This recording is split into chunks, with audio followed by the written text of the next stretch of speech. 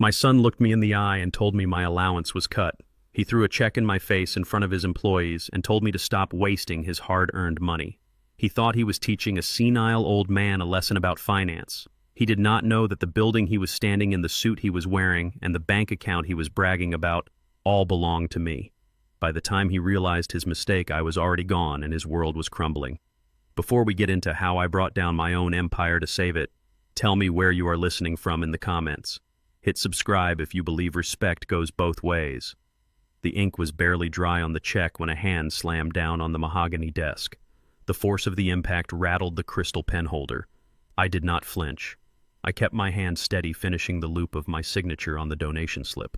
$5,000 for the Lucille Rhodes Scholarship Fund, a program designed to help underprivileged kids from the South Side get into trade schools. It was the same neighborhood where I had grown up and the same fund I had established in memory of my late wife. You have got to be kidding me. The voice boomed across the showroom floor. It was Terrence, my son, the CEO of Rhodes Luxury Automotive. He grabbed the check from under my pen, crumbling the paper in his fist. Stop wasting my money, Dad.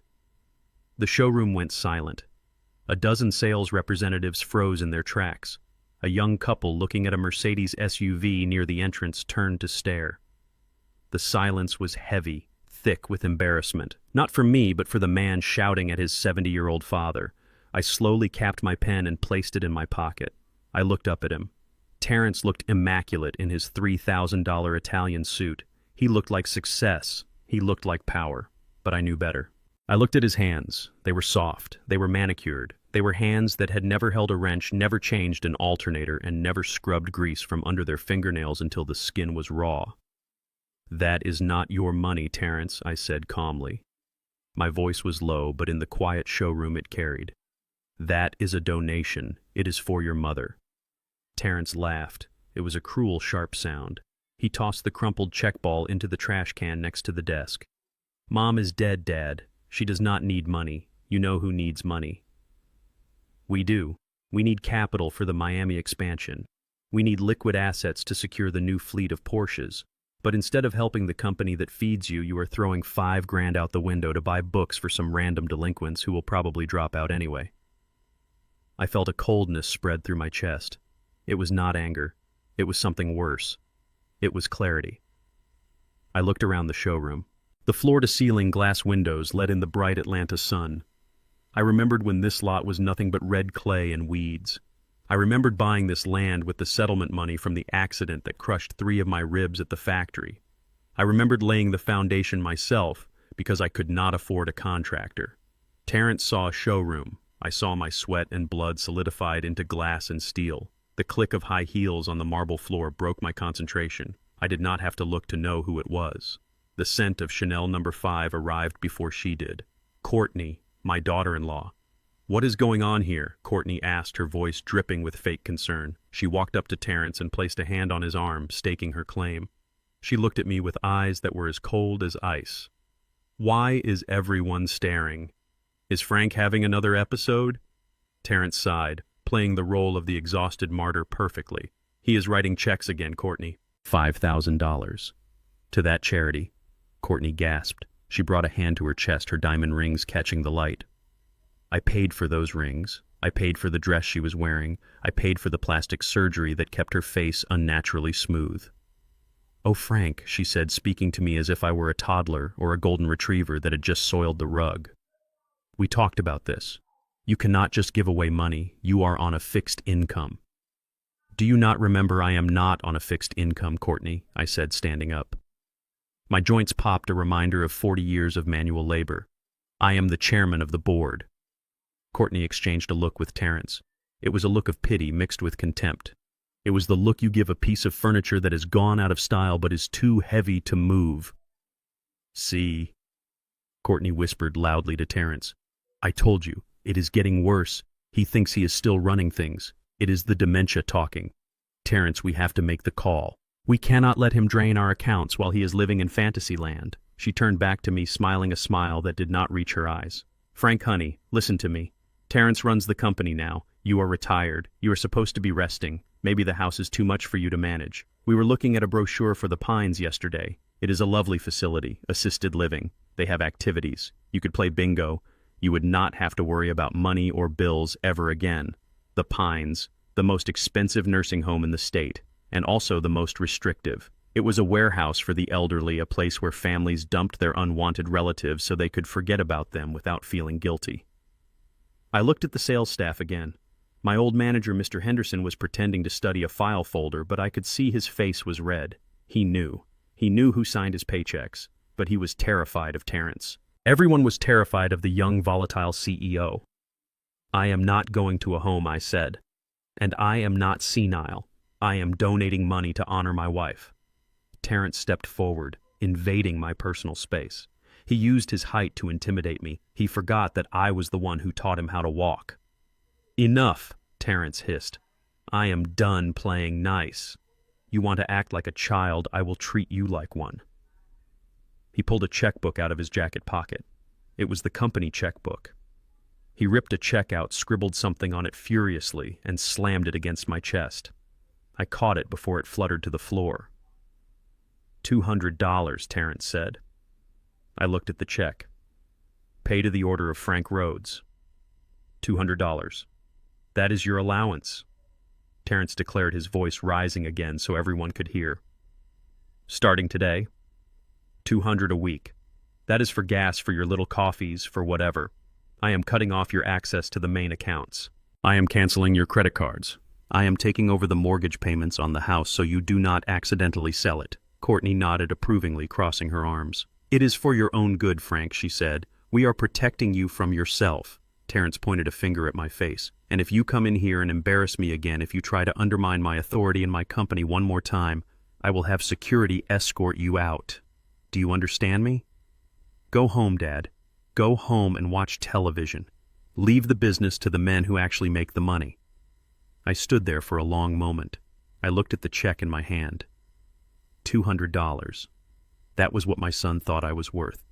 That was the value he placed on the man who had sacrificed his health, his sleep, and his youth to ensure he never had to work a day of hard labor in his life.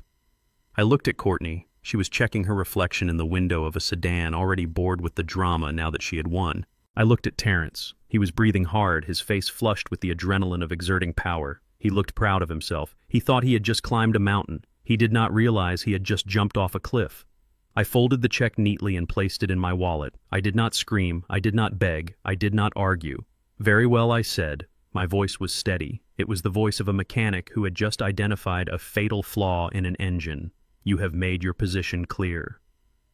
I turned around and walked toward the glass double doors. I could feel their eyes on my back. I could feel the relief washing over them. They thought they had won. They thought the old man was defeated. They thought I was going home to cry in my empty house. I pushed the doors open and stepped out into the humid Georgia heat. The noise of the traffic on Peachtree Street filled my ears. I walked past the row of gleaming luxury cars. I walked past the dealership sign that bore my name in 10-foot-tall silver letters. I reached my old pickup truck parked in the far corner of the lot. It was a 20-year-old Ford, battered and rusted. Terrence hated it. He said it was an eyesore. He begged me to drive one of the new models. But I trusted this truck. It was real. It was honest. I climbed into the cab and shut the door, sealing out the noise. I sat there for a moment listening to the engine of the world moving around me. Then I reached into my pocket and pulled out my phone. I did not call a doctor. I did not call a friend to complain. I dialed a number I had not used in 10 years. The line rang twice. Rhodes and Associates, a sharp female voice answered. Aisha, I said. There was a pause on the other end. Then the tone changed completely. Uncle Frank, is everything okay? No, I said, staring at the dealership through my windshield. I watched Terrence and Courtney laughing inside the glass box I had built. They were high-fiving, celebrating. Everything is not okay, I continued. But it is about to be corrected. What do you need? Aisha asked. She was her father's daughter. No wasted words. I took a deep breath. Execute Protocol Omega, I said. Silence. The line went dead silent for 5 seconds. Protocol Omega was the nuclear option. It was a set of legal documents we had drafted a decade ago, a contingency plan I hoped I would never have to use. It was designed for one purpose: total liquidation. Are you sure? Aisha asked, her voice dropping to a whisper. Uncle Frank, once we start this, There is no going back. It will wipe him out. It will destroy everything he thinks he owns. I looked at the check for $200 in my wallet. I thought about the scholarship fund for the kids who had nothing. I thought about the disrespect. I thought about the nursing home brochure. He told me to stop wasting his money, I said. So I am going to make sure he never has to worry about money again, because he won't have any. Do it, Aisha. I am coming to the office. Have the paperwork ready for the bank. I hung up the phone and started the engine. The truck roared to life, a rough guttural sound. I put it in gear and drove away. I did not look in the rearview mirror. I was done looking back. The war had begun, and my son had just fired the first shot at the only general who knew how to win it. I pulled my rusted Ford truck into the driveway of the estate. The engine sputtered and died, leaving a ringing silence in the air. The house stood before me, a sprawling colonial mansion with white columns and manicured hedges. It was a beautiful structure, the kind of home I had dreamed of owning when I was a boy sleeping on a cot in a one-bedroom apartment in Decatur. But as I sat there gripping the steering wheel, I did not feel pride. I felt like a stranger trespassing on foreign soil. This was the house I had bought. This was the house where I had nursed my wife through her final days. This was the house where I had raised my son. Yet according to the man who lived inside it, I was merely a guest who had overstayed his welcome. I stepped out of the truck and walked to the side entrance. I did not want to go through the front door. I did not want to see the portraits of Terrence and Courtney hanging in the foyer, posing like royalty in a castle they did not build. I slipped into the mudroom and quietly made my way to the basement door. To them, the basement was just a place for storage, a dark hole where old Christmas decorations and broken furniture went to die. To me, it was the command center. I walked down the wooden stairs, each step creaking under my weight. The air down here was cool and smelled of cedar and machine oil. I walked past the rows of shelving units to the back wall where an old heavy tool cabinet stood. It looked immovable, bolted to the concrete floor. I reached behind the cabinet and pressed a small hidden button. There was a soft pneumatic hiss, and the cabinet swung outward on hidden hinges. Behind it was a steel door with a digital keypad. I punched in the code. 1974. The year I opened my first garage with nothing but a wrench set and a prayer. The lock disengaged with a heavy clank. I stepped inside and pulled the cabinet back into place, sealing myself in. This was my real office. It was soundproof. It was secure. And it held the truth that my son had conveniently forgotten. I sat down at the heavy oak desk and spun the dial on the wall safe. Inside lay the documents that defined my life. I pulled out the red leather binder titled Rhodes Holdings Incorporated. I opened it to the first page. The bylaws were clear. Terrence Rhodes was listed as the Chief Executive Officer, a title that gave him the right to manage daily operations, hire staff, and sign checks up to a certain amount. But he was an employee. He was a salaried worker. I turned the page to the section on ownership. There was only one name listed under sole proprietor and chairman of the board with 100% voting rights: Franklin Rhodes. I ran my hand over the signature at the bottom. I had set it up this way to protect him. I wanted him to feel like a boss. I wanted him to have the confidence to lead. I stayed in the shadows, letting him take the credit for the expansion, for the luxury branding, for the record profits. I played the part of the retired old man tinkering in his garden because I thought it would make him shine brighter. I thought I was being a good father. I realized now that I had only been an enabler. I had created a monster who thought he was a god simply because I never showed him the lightning bolts I held in my hands. I closed the binder. The truth was right here. I could fire him. I could dissolve the company. I could sell every asset underneath him. But I needed to know how deep the rot went. I needed to know if there was anything left of my son worth saving. I turned to the bank of monitors on the wall. 5 years ago, after a series of break-ins in the neighborhood, I had installed a state-of-the-art security system. Cameras were in every hallway, the kitchen, the living room, and the study. Terrence knew about the cameras on the exterior, but he had no idea that I had eyes inside the house. I had never used them to spy. I respected their privacy, but today, privacy was a luxury they could no longer afford. I flipped the master switch. The screens flickered to life in high-definition black and white. I saw the front door open upstairs. Terrence and Courtney walked in. They were arguing. I adjusted the volume on the control panel. Their voices came through crystal clear, amplified by the high-gain microphones. "I cannot believe you let him talk to you like that," Courtney was saying. She threw her Chanel bag onto the sofa I had purchased for their anniversary. "He is out of control, Terrence. $5,000. Do you know what my father could do with $5,000 right now? Terrence paced the living room, loosening his tie. He looked agitated. He went to the bar and poured himself a stiff drink. He is my dad, Courtney, Terrence said, though his voice lacked conviction. He built the place. I cannot just ban him from the premises. He did not build it, Courtney snapped. She walked over and snatched the glass from his hand, taking a drink herself. You built it. You are the one who rebranded. You are the one who brought in the luxury line. All he did was fix carburetors in a shed. You made Rhodes Luxury what it is. And now he is sabotaging us. She was rewriting history in real time, and Terrence was letting her. He sank into the armchair, rubbing his temples. I cut his allowance, Terrence said. I locked the cards. He cannot spend any more money. That is not enough, Courtney hissed. She sat on the arm of his chair, her voice dropping to a predatory whisper. The bookie called my dad again this morning, Terrence. They are threatening to break his legs. We need that $50,000 by Friday. And that is just the interest. We need the equity in this house. I sat up straighter in my chair. So that was it. It was not about the business. It was not about expanding to Miami. It was about her father. A man I had met twice, a slippery gambler who had never worked an honest day in his life. My son was draining my company to pay off a criminal debt for his father-in-law. We cannot sell the house yet, Terrence said weakly. The deed is in his name. That is why we need the power of attorney, Courtney said. She reached into her purse and pulled out a document. I had my lawyer draft it this morning. It declares him mentally incompetent due to advanced dementia. Once he signs this, or once we get a doctor to sign off on it, we control everything. We can sell the house, put him in the Pines, and use the proceeds to settle my dad's debt and invest in the Miami property. It is the only way, Terrence. Do you want to lose me? Do you want my family to be destroyed because you are too scared to handle one old man? Terrence looked at the document. He stared at it for a long time. I watched his face on the monitor. I looked for hesitation. I looked for guilt. I looked for the little boy who used to cry when he scraped his knee, running to me for comfort. I held my breath. Just say no, son. Just tell her that you will not betray your own flesh and blood. Tell her that you will not sell the roof over your father's head to pay a gambling debt. Terrence took the paper. He placed it on the coffee table and smoothed it out. Okay, he said softly. My heart stopped beating for a second. Okay, he repeated, his voice stronger this time. I will get him to sign it tomorrow. I will tell him it is an insurance update. He never reads the fine print anymore. We will sell the house.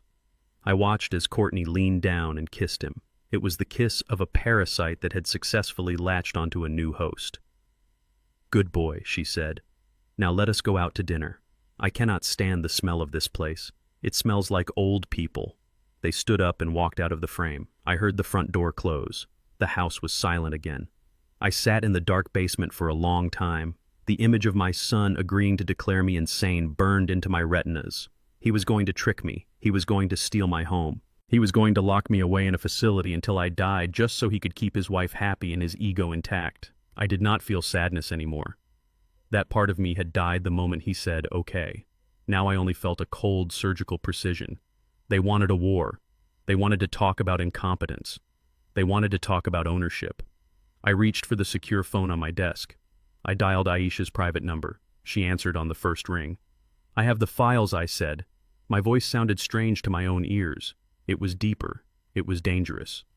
Did you find what you were looking for? Aisha asked. I found everything, I replied. They are planning to sell the house.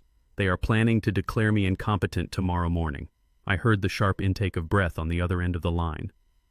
That is fraud, Aisha said. That is conspiracy. Uncle Frank, we can have them arrested. No, I said. Arresting them is too easy. If I send him to jail, he will just blame the system. He will play the victim. I do not want him to be a victim. I want him to be nothing. I opened the red binder again. I looked at the bank account numbers listed there. The operating accounts, the personal accounts, the investment portfolios. I knew the passwords. I knew the security questions. I was the one who created them. Aisha. Listen to me carefully, I said. Meet me at the First National Bank at 9 o'clock sharp tomorrow morning. Bring the incorporation papers. Bring the original deed. And bring a team of movers to the warehouse on the west side. What are we going to do? She asked. We are going to teach my son a lesson about economics, I said. He said he wants to control the finances. He said he wants to stop wasting money. So I am going to grant his wish. I am going to make sure there is not a single penny left for him to waste. I hung up the phone. On the screen, the empty living room looked peaceful, but it was a lie. The ghosts were already here, and tomorrow they were going to start screaming. I turned off the monitors, plunging the room into darkness. I was ready. The morning sun filtered through the blinds of the kitchen window, casting long shadows across the granite island. The house was silent. It was a silence that felt heavy like the air before a thunderstorm. I walked into the kitchen, the marble floor cold against my feet. There it was. Right in the center of the table, sitting next to a half-empty cup of coffee Courtney had left behind. The document.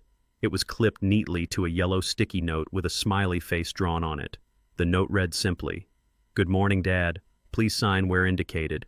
We will pick this up tonight. Love, C. Love." She wrote the word love on a document designed to strip me of my dignity. I picked up the papers. Durable power of attorney. Declaration of incompetence. Guardianship authorization. The legal terms were dry and clinical, but the intent was violent. This was a death warrant for my freedom. They wanted me to sign away my right to make decisions. They wanted the power to sell my home, access my accounts, and place me in a facility of their choosing. They had even filled in the date for me. All I had to do was add my signature like a sheep signing its own slaughter order. I looked at the pen they had left beside it. It was a cheap plastic pen with the logo of a pharmaceutical company on it. They did not even leave me a decent pen to sign away my life. I felt a laugh bubbling up in my chest, but it was devoid of humor. It was a dry, rattling sound. I did not sign the paper. Instead, I carefully folded the sticky note and placed it in my pocket. I would keep that smiley face. It would be a reminder of why I had to do what came next. I left the document exactly where it was. Let them come home to find it unsigned. Let them panic. By the time they returned, it would not matter who signed what. The assets this paper was meant to steal would no longer exist. I walked out the front door and locked it behind me. My old Ford truck was waiting. I climbed in the familiar smell of gasoline and old leather grounding me. I drove toward downtown Atlanta. The city was waking up. People were rushing to work, oblivious to the fact that an empire was about to fall. I pulled up to the First National Bank Tower at 8:45. Aisha was already there, standing near the entrance. She wore a sharp navy blue suit and held a thick leather briefcase. She looked like a warrior. She looked like justice. We did not speak as we approached the glass doors. The security guard nodded at me. He knew me. He had been working there for 20 years.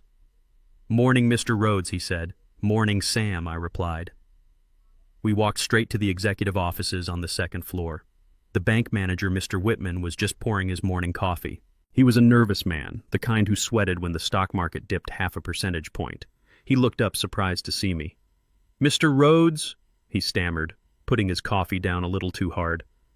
"And Ms. Vance, I was not expecting you. Usually Terrence handles the quarterly reviews." "Terrence is not here," I said, my voice filling the small office. "And this is not a review." I sat down in the leather chair opposite his desk. Aisha placed the briefcase on the desk and snapped the latches open. The sound was loud in the quiet room. "Mr. Whitman," Aisha began, her tone professional and icy, "we are here to execute a full restructuring of the Rhodes Holdings. Specifically, we are here to invoke the dissolution clause of the current operating agreement." Whitman blinked, confused. He looked from Aisha to me. "Dissolution. But Mr. Rhodes, the company is posting record profits. Terrence just called me yesterday about extending the line of credit for the Miami expansion. He said you were retiring." I leaned forward. "Terrence lied," I said. Whitman laughed nervously. He reached for his phone. "Maybe I should get Terrence on the line. I am sure we can clear up any confusion. Do not touch that phone," I commanded. My voice was not loud, but it had the weight of 50 years of iron and steel behind it. Whitman froze, his hand hovering over the receiver. "If you call my son," Aisha said, sliding a document across the desk, "you will be in violation of client confidentiality, and we will sue this bank for breach of fiduciary duty. Frank Rhodes is the sole proprietor of Rhodes Holdings. Terrence Rhodes is an employee with limited signatory power. Here is the incorporation charter. Here is the proof of ownership. And here is the clause that allows the chairman to revoke all lower-level access immediately." Whitman picked up the document. His eyes scanned the pages. I watched the color drain from his face. He pulled a handkerchief from his pocket and wiped his forehead. "I see," he whispered. "The bylaws are quite clear. I apologize, Mr. Rhodes. I was under the impression that the succession had been finalized." "You were under the wrong impression," I said. "Now, Mr. Whitman, I want you to open the interface. We have work to do." He turned to his computer.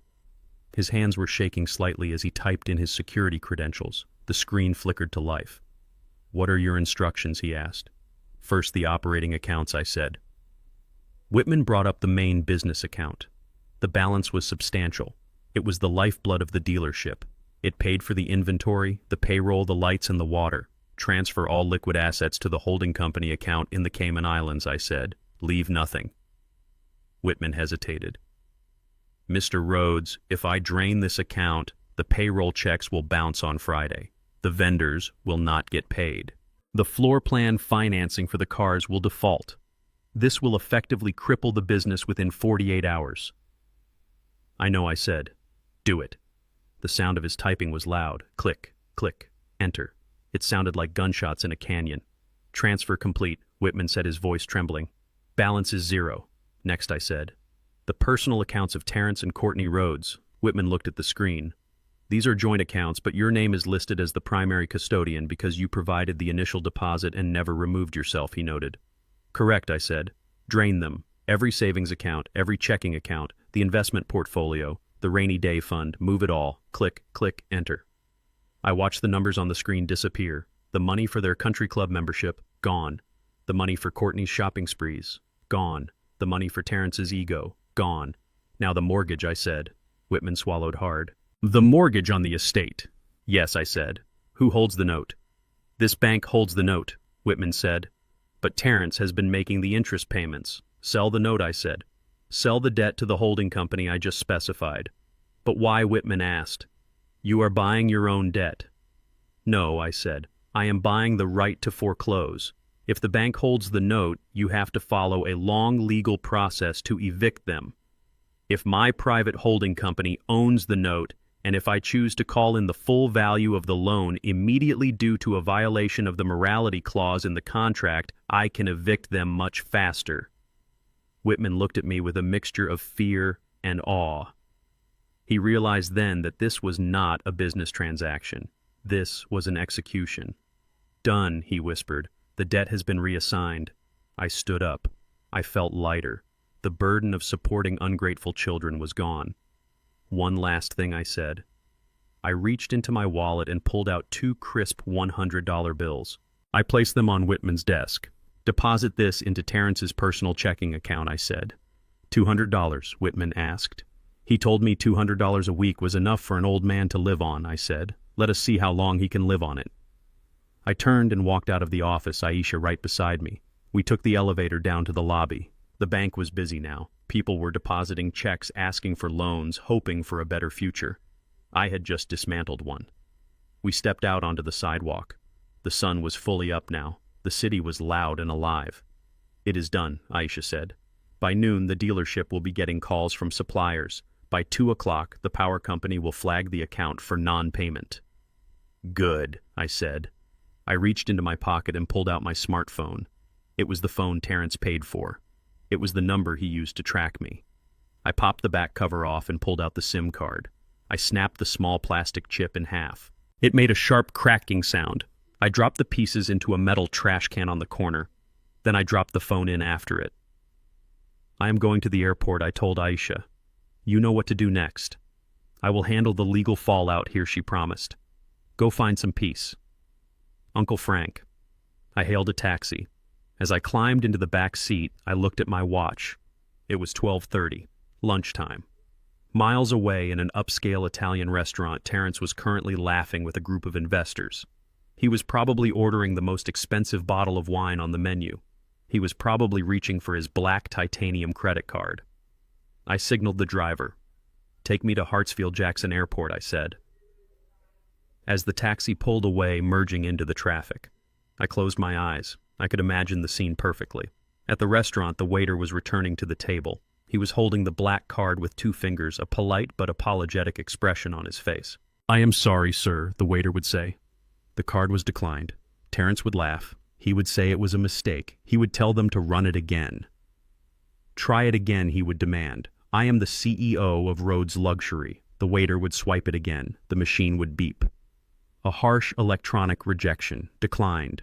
Terrence would pull out another card. Declined. He would pull out his debit card. Declined. Panic would start to set in. He would open his banking app on his phone. He would wait for it to load, expecting to see millions. Instead, he would see the number I had left him. $200. And then he would try to call me. He would dial Dad. And for the first time in his life, nobody would answer. The line would be dead, just like his future. At the exact moment I was watching the city skyline fade from the window of my taxi, my daughter-in-law Courtney was holding court at Le Jardin.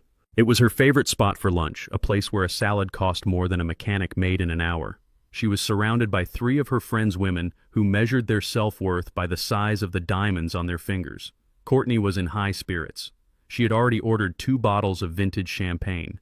She was leaning forward, her voice loud enough for the neighboring tables to hear. We are finally taking full control, she announced, swirling the golden liquid in her glass. Frank is stepping down. Well, we are making him step down. It is for the best. The Miami expansion needs fresh eyes, and quite frankly, he was just holding Terrence back. We are going to sell the old estate and move into a penthouse in Buckhead. Something modern. Something that does not smell like the 1970s. Her friends cooed with envy. They toasted to her new life. They ate lobster and laughed about their upcoming trips to Paris and Milan. Courtney felt like a queen. She felt invincible. She did not know that the crown she was wearing was made of paper, and I had just lit a match. The bill arrived on a silver tray. It was $840. Courtney did not even look at the total. She waved her hand dismissively and placed her black titanium card on the tray. It was the card attached to the primary family account, the account I had drained 45 minutes ago. The waiter, a young man named Stefano, who knew Courtney well, took the tray with a polite bow. Courtney went back to talking about the interior decorator she planned to hire. 5 minutes later, Stefano returned. He was not smiling. He held the tray with both hands, looking uncomfortable. Mrs. Rhodes, he said softly, I apologize. The card was declined. Courtney stopped mid-sentence. She looked at the waiter as if he had just spoken a foreign language. That is impossible, she snapped. Run it again. It is probably a chip error. I did run it again, ma'am, Stefano said, his voice dropping to a whisper to avoid embarrassing her. I ran it 3 times. The system says insufficient funds. The table went silent. Her friends exchanged awkward glances. Courtney let out a sharp, nervous laugh. Insufficient funds. Do you know who I am? My husband owns the biggest dealership in the state. There must be a fraud hold on it because of the amount. Here, use this one. She pulled out her personal platinum card. This was the card linked to the account I funded for her shopping sprees. Stefano took it and walked away. Courtney smiled tightly at her friends. Banks are so sensitive these days, she said. It is for security. Stefano came back faster this time. His face was pale. I am so sorry, Mrs. Rhodes. This one is declined too. The system says the account has been closed. Closed, Courtney shrieked. She stood up, knocking her napkin onto the floor. That old man, he must have messed something up. He probably forgot to pay the bill. She grabbed her phone and dialed Terrence. It went straight to voicemail. She dialed again. Voicemail. She looked at her friends. The envy in their eyes had been replaced by pity. There is nothing a social climber hates more than pity. I need one of you to cover this, Courtney said, her voice trembling with rage and humiliation. I will pay you back cash as soon as I get hold of my husband. Her friends hesitated. The air in the restaurant felt very thin. Finally, one of them sighed and pulled out a card. It is okay, Courtney, the friend, said, her tone condescending. We have all had rough months. Courtney sat down, her face burning red. She was not a queen anymore. She was a charity case. Across town, the chaos was not just social, it was industrial. Terrence was standing in the middle of the showroom floor. He was shaking hands with a client who had just agreed to purchase 2 limited edition sedans. It was a massive sale. Congratulations, Terrence said, flashing his winning smile. Let me just get the paperwork approved by finance. Suddenly, the door to the accounting office burst open. Marcus, the chief financial officer, ran out. He was not wearing his jacket. His tie was crooked. He looked like he had seen a ghost.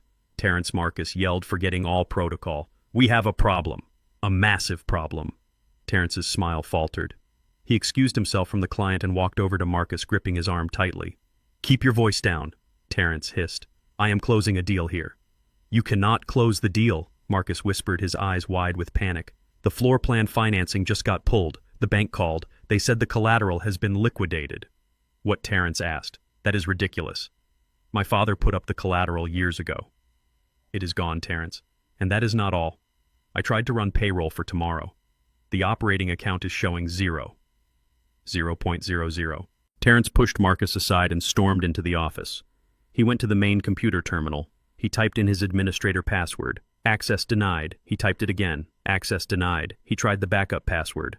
Access denied. A message popped up on the screen in red letters. User privileges revoked by chairman. Contact system administrator. Terrence stared at the screen. His hands started to shake. The phone on the desk rang. He picked it up. "Rhodes Luxury," he answered automatically.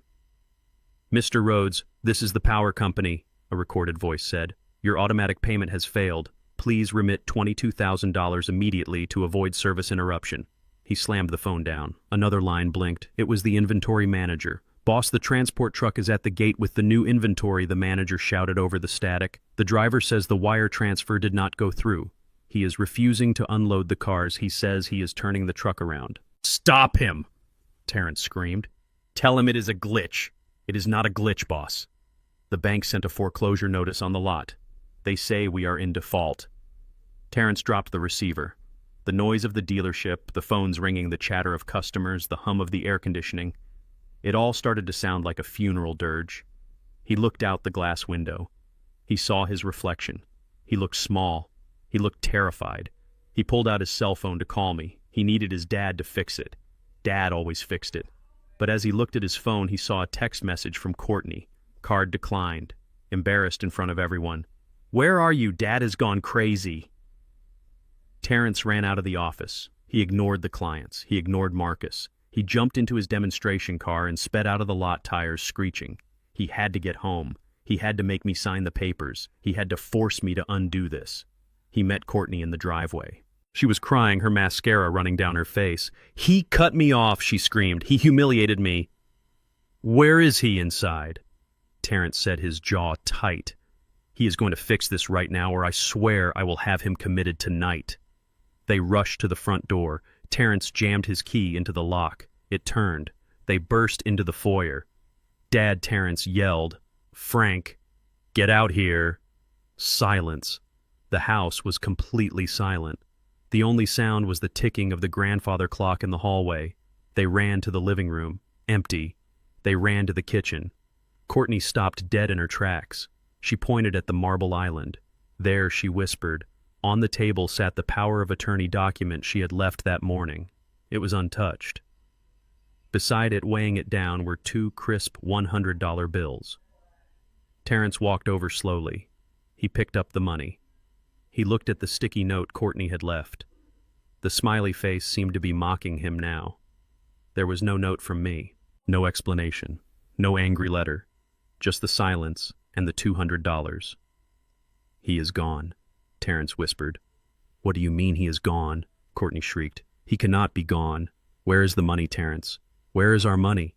Terrence looked at the $200 in his hand. He remembered his words from yesterday. $200 a week. "That is your allowance. This is it," Terrence said, his voice breaking. "This is all we have." He looked around the kitchen, the stainless steel appliances, the granite countertops, the crystal chandelier. Suddenly the house did not feel like his kingdom anymore. It felt like a tomb. And for the first time in his life, Terrence Rhodes realized that without Frank Rhodes, he was just a man in a suit standing in a house he could not afford, holding money that would not even buy him a tank of gas. The king had left the building, and he had taken the crown with him. The wind coming off Lake Michigan was different from the air in Atlanta. In Atlanta, the air was thick, humid, and heavy with the scent of pine and old money. Here in Chicago, the wind was sharp. It was cold. It tasted like iron and wet pavement. It was the kind of air that woke you up. It was the kind of air that made you feel alive. I stood in the center of the garage I had purchased 3 days ago. It was a brick building on the south side, nestled between a laundromat and a bodega. The sign out front was faded, barely reading Miller Automotive. The windows were grimy with decades of city soot. The concrete floor was stained with oil patches that looked like abstract maps of the world. To most people, this place was a dump. To Terrence and Courtney, it would have been a nightmare. But to me, it was a cathedral. I took a deep breath, filling my lungs with the smell of gasoline solvent and vulcanized rubber. It was the perfume of my youth.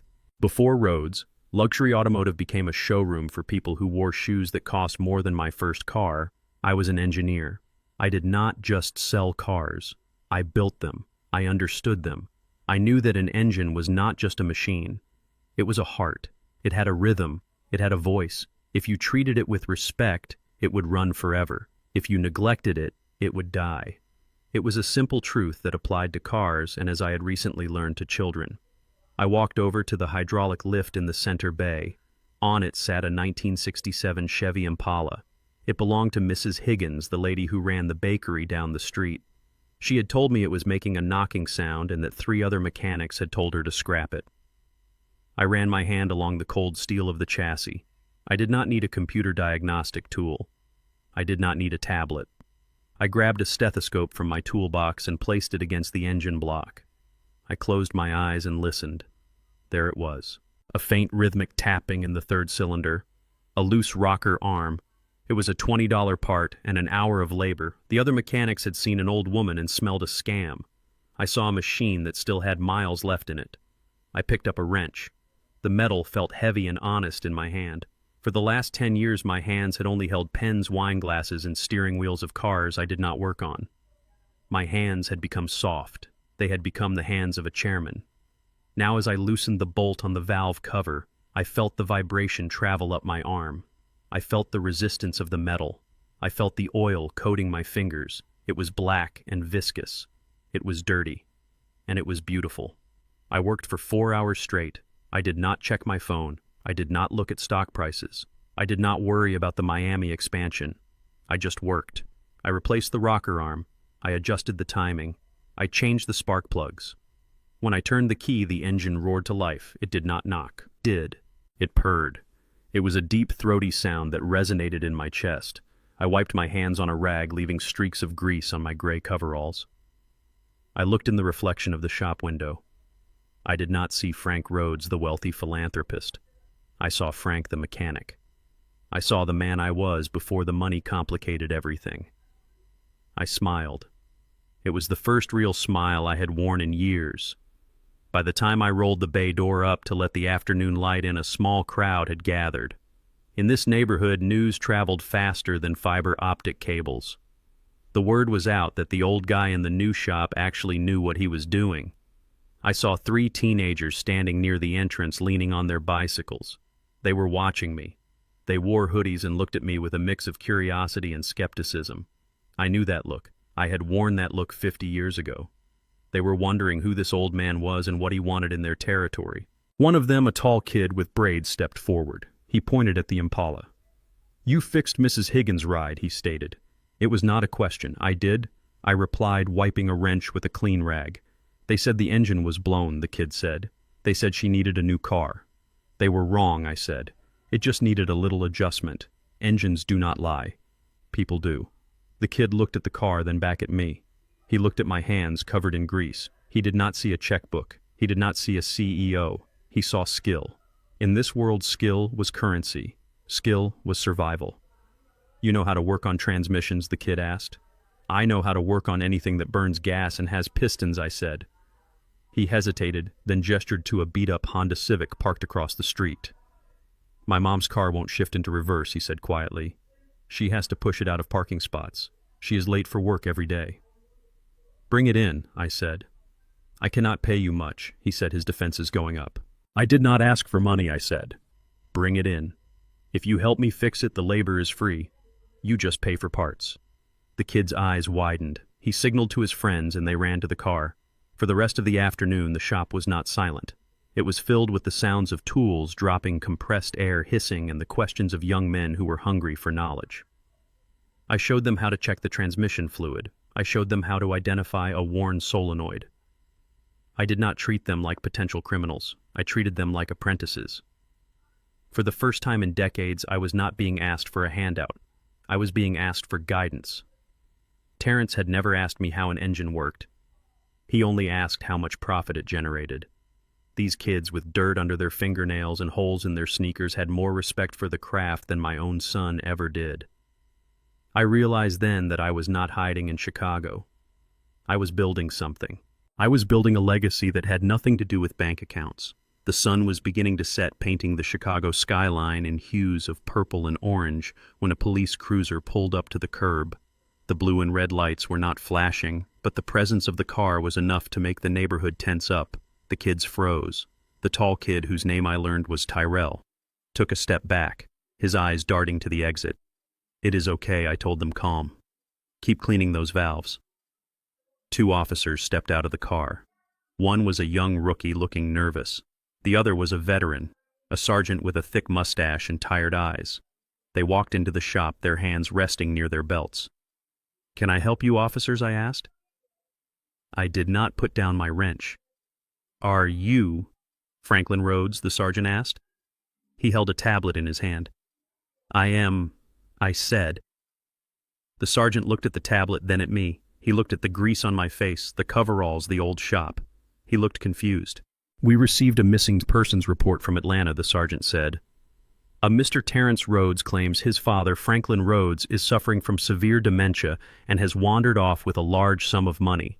He says the subject is confused and dangerous to himself." I laughed. It was a deep, hearty laugh that echoed off the brick walls. Tyrell and his friends looked at me surprised. "I assure you, Sergeant, I am not confused," I said. "And I am certainly not dangerous to myself, though I might be dangerous to a transmission if I do not get this seal seated correctly." The sergeant stepped closer. "Sir, I need to verify your identity and your mental state. Do you know what year it is?" "It is 2024, I said. "I am in Chicago, Illinois. I purchased this property 3 days ago with a cashier's check which is on file with the county clerk." "I am perfectly lucid." The sergeant looked at the rookie. "He seems fine to me," the rookie muttered. I wiped my hands and pulled my wallet out of my back pocket. I handed the sergeant my driver's license. "My son is upset because I cut him off," I explained simply. "He is trying to use the police to drag me back so he can control my assets. It is a civil dispute, officer, not a police matter." The sergeant checked the license. He looked at the shop again. He seemed to appreciate the smell of honest work. He handed the license back to me. "He has been calling the precinct every hour," the sergeant said. "He says you were abducted. He says you are not capable of living on your own." I gestured to the Impala on the lift. I gestured to the Honda Civic. I gestured to the boys' cleaning parts. "Does this look like the work of a man who cannot take care of himself?" I asked. The sergeant smiled. It was a small, knowing smile. "No, sir, it does not," he said. He tapped his radio. "Dispatch, this is Unit 4. We have located the subject. Subject is safe, secure, and seemingly in better health than the reporting party. Cancel the bolo." He turned back to me. "I have to call him and tell him we found you," the sergeant said. "Do you have a message for your son?" I thought about Terrence. I thought about him sitting in that dark mansion panicking, not because he missed me, but because he missed my wallet. I thought about the way he had looked at me in the showroom like I was a piece of trash to be discarded. "Yes," I said. "I have a message." I looked the sergeant dead in the eye. "Tell him I am not missing," I said. "Tell him I have just retired. Tell him I retired from the job of being the father to a fool. And tell him that if he wants to find me, he better not come looking in a suit. Because in this shop we judge a man by what he can do, not by what he can steal." The sergeant nodded. He touched the brim of his cap. "I will let him know, Mr. Rhodes. Good luck with the transmission." The police got back in their car and drove away. The tension in the shop evaporated. Tyrell looked at me with wide eyes. "You really a millionaire?" Tyrell asked. I picked up the wrench and turned back to the Honda. "Tyrell," I said, tightening the bolt, "I am a mechanic. Now hand me that socket wrench. We have work to do. 7 days. That is exactly how long it took for the kingdom of Rhodes Luxury Automotive to turn into a graveyard. I stayed in Chicago working on transmissions and teaching kids how to weld, but I kept my ear to the ground. My lawyer Aisha sent me daily updates. She did not need to add commentary. The facts spoke for themselves. The collapse of a man who builds his house on sand is always loud and it is always messy.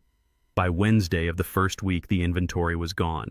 I had executed the clause in the floor plan agreement that allowed the holding company to reclaim assets in the event of a default. And since I had drained the operating account on Monday, the default was immediate. It happened at 10 in the morning. Terrence was in his glass office trying to negotiate a loan with a predatory lender who charged 40% interest. He was desperate. He was sweating through his shirt. Outside on the lot, 3 massive transport trucks pulled up. They did not have the road's logo on them. They were unmarked. They were the grim reapers of the car business. The drivers did not come inside to ask for keys. They had master overrides. They simply lowered the ramps and started loading the cars. The Porsches went first, then the high-end Mercedes, then the limited edition Bentleys that were the crown jewels of the showroom. Terrence ran out of his office. He dropped his phone. He ran onto the asphalt, waving his arms like a man trying to stop a tsunami with a paper shield. "Stop!" he screamed.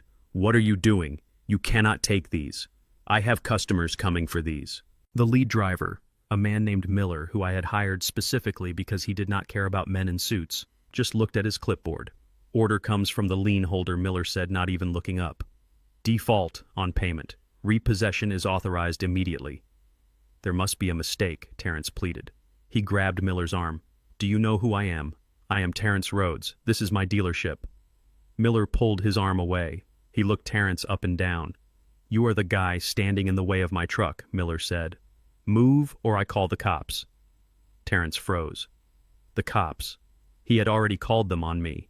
He knew they would not help him now. He looked around. His employees were standing in the windows watching. They were not working. They were packing their boxes. They knew a sinking ship when they saw one. One by one, the cars were loaded. The lot, which used to sparkle with millions of dollars of German engineering, became a vast, empty expanse of gray concrete. It looked naked. It looked like a parking lot at an abandoned mall. Terrence stood there until the last truck drove away. The dust settled on his Italian shoes. He walked back inside, but the showroom was silent. The receptionist, a nice girl named Sarah, who I had hired straight out of college, was putting her picture frame in a cardboard box. "Where are you going?" Terrence asked, his voice hollow. "My paycheck bounced," Sarah said. She did not look at him. She looked at the door. "I have rent to pay, Terrence. I cannot work for free. Everyone is leaving," Terrence said. Sarah looked at him then. There was no pity in her eyes, only exhaustion. "Frank never missed a payroll," she said quietly. "In 30 years, your dad never missed a single day. You missed it in 1 week." She walked out. The sales team followed. The mechanics in the back, the ones who had not already quit, packed their tool chests and rolled them out to their trucks. Within an hour, Terrence was the only person left in the building. He was the CEO of an empty room, but the silence at the dealership was a symphony compared to the noise waiting for him at home. Terrence drove his personal car, the one vehicle I had not repossessed yet, back to the estate. He was terrified. He had to tell Courtney that the business was effectively dead. He had to tell her that the cash flow was not just paused, it was terminated. When he walked into the house, he expected tears. He expected panic. What he found was an interrogation. Courtney was sitting in the living room. Sitting across from her were 2 men I recognized from the security feeds. They were not bankers. They were not lawyers. They were associates of her father's bookie. They wore leather jackets that were too tight, and they did not bother to stand up when Terrence entered.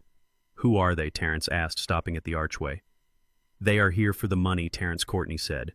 Her voice was sharp, cutting through the air like a razor. "My dad is in the hospital. He had an accident. A very bad accident involving a flight of stairs. He did not actually fall down." One of the men stood up. He was big. He smiled, but it was a smile that promised violence. "Mr. Rhodes," the man said, "your father-in-law owes our employer $50,000, plus interest. We were told you were good for it. We were told you ran the town." "I do not have it," Terrence said. He held up his hands. "Look, I am having a liquidity issue right now. My father locked the accounts. Give me a week." The man stopped smiling. "We do not have a week," the man said. "And neither does your father-in-law. You have 24 hours, or the next accident will be fatal." The men walked past Terrence, bumping his shoulder hard enough to make him stumble. They left the house, slamming the front door. Terrence looked at Courtney. She was not crying for her father. She was glaring at her husband. "You are useless," she spat. Terrence blinked. The insults were coming faster now.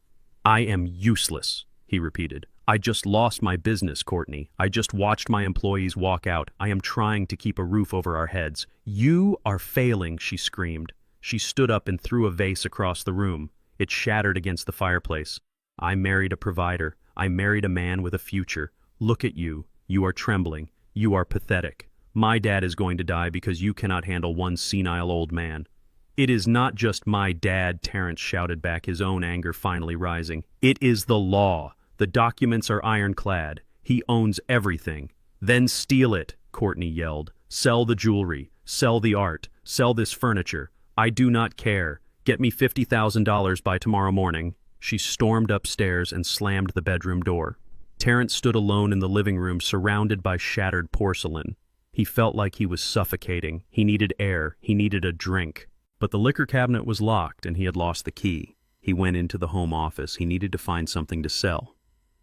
He started pulling drawers open, looking for titles, deeds, anything that was not in my name. He found nothing. I had been thorough. But in the bottom drawer of the desk, buried under a stack of old magazines, he found a file folder. It was labeled Household Expenses. It was in Courtney's handwriting. Terrence opened it. He was looking for receipts to see if they could return anything. What he found made his blood run cold. It was a bank statement from 6 months ago. It was from a secret account he did not know existed. The account was in Courtney's maiden name. He scanned the deposit column. Every month there was a transfer. $5,000, $10,000, and then 3 months ago a massive transfer.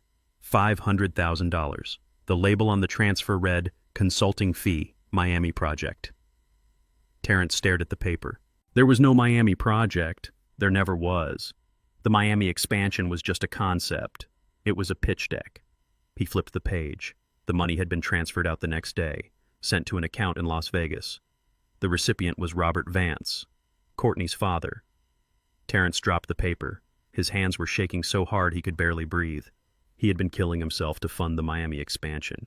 He had been fighting with me about capital for the Miami expansion. He had accused me of holding the company back from the Miami expansion. And Courtney had stolen the seed money. She had taken $500,000 of company funds, disguised it as a consulting fee, and funneled it to her father to pay off his gambling debts. And she had done it while smiling at Terrence, while telling him he was a genius, while encouraging him to cut me off to save money. She did not love him. She was not even on his side. She was laundering money through his ego. Terrence stood up. The rage that filled him was different from the anger he felt toward me. The anger toward me was based on entitlement. This rage was based on betrayal. He marched up the stairs. He kicked the bedroom door open. Courtney was packing a suitcase. She looked up, startled. "What is wrong with you?" she asked.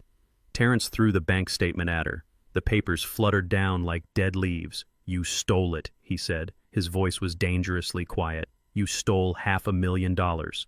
Courtney looked at the papers. She did not deny it. She did not look ashamed. She just shrugged. "My parents needed it," she said. "They were going to lose their house. I am losing my business," Terrence screamed. "I am losing my mind. And you gave $500,000 to a gambler." "He is family," Courtney yelled back. "Something you would not understand. You treat your father like an employee. I treat my father like a priority." "You are a thief," Terrence said. "And you are broke," Courtney retorted. "So I guess we are even. Now get out of my way. I am going to stay at the Four Seasons until you fix this mess." She tried to push past him. Terrence grabbed her arm. "You are not going anywhere," he said. "You are going to give that money back. It is gone, Terrence." She laughed in his face. "It was gone the minute it hit Vegas. Do you think I have 500 grand sitting in a shoebox? Wake up." She wrenched her arm free and walked down the stairs. Terrence watched her go. He heard the front door open and close. He heard the engine of her car start. He sank down onto the floor of the hallway. He put his head in his hands. He had lost his father. He had lost his company. He had lost his wife. And he had just discovered that the woman he sacrificed everything for had been robbing him blind the entire time. The doorbell rang. Terrence did not move. He thought it might be the loan sharks coming back to finish the job. Part of him hoped it was. Part of him hoped they would just end it. The bell rang again. Long. insistent. Terrence dragged himself up. He walked down the stairs like an old man. He opened the door. It was not a loan shark. It was a small man in a cheap suit holding a large manila envelope. "Terrence Rhodes," the man asked.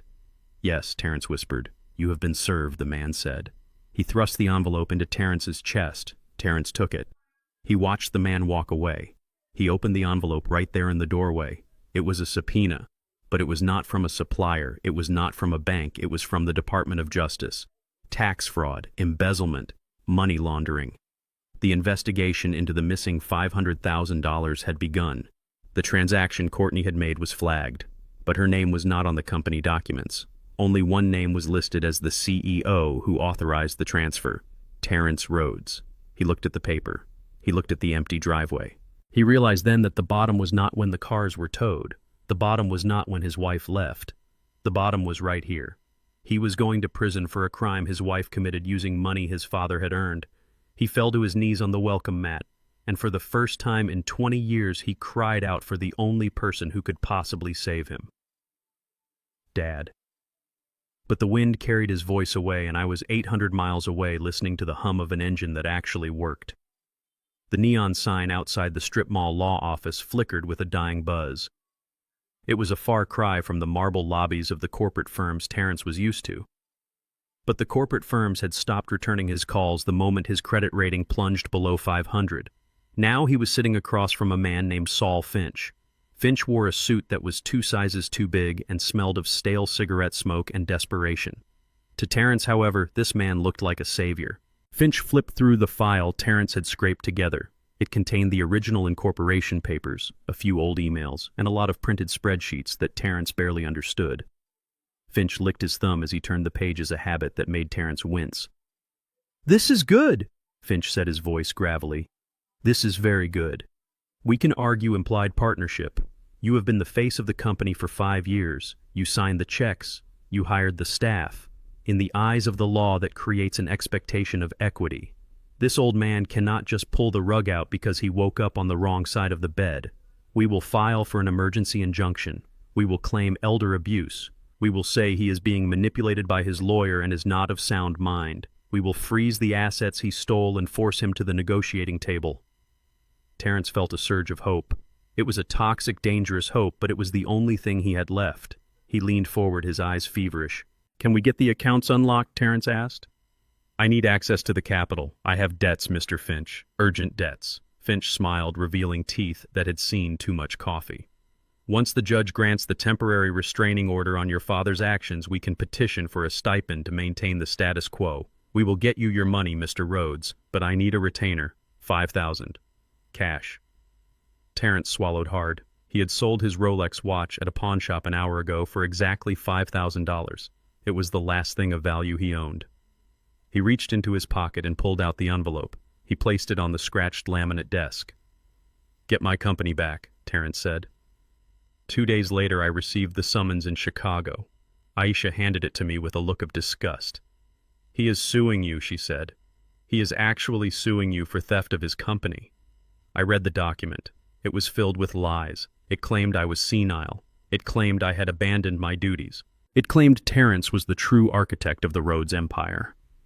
I put the paper down on my workbench next to a disassembled carburetor. "Book the flight," I said. "If he wants a day in court, I will give him a lifetime of reality."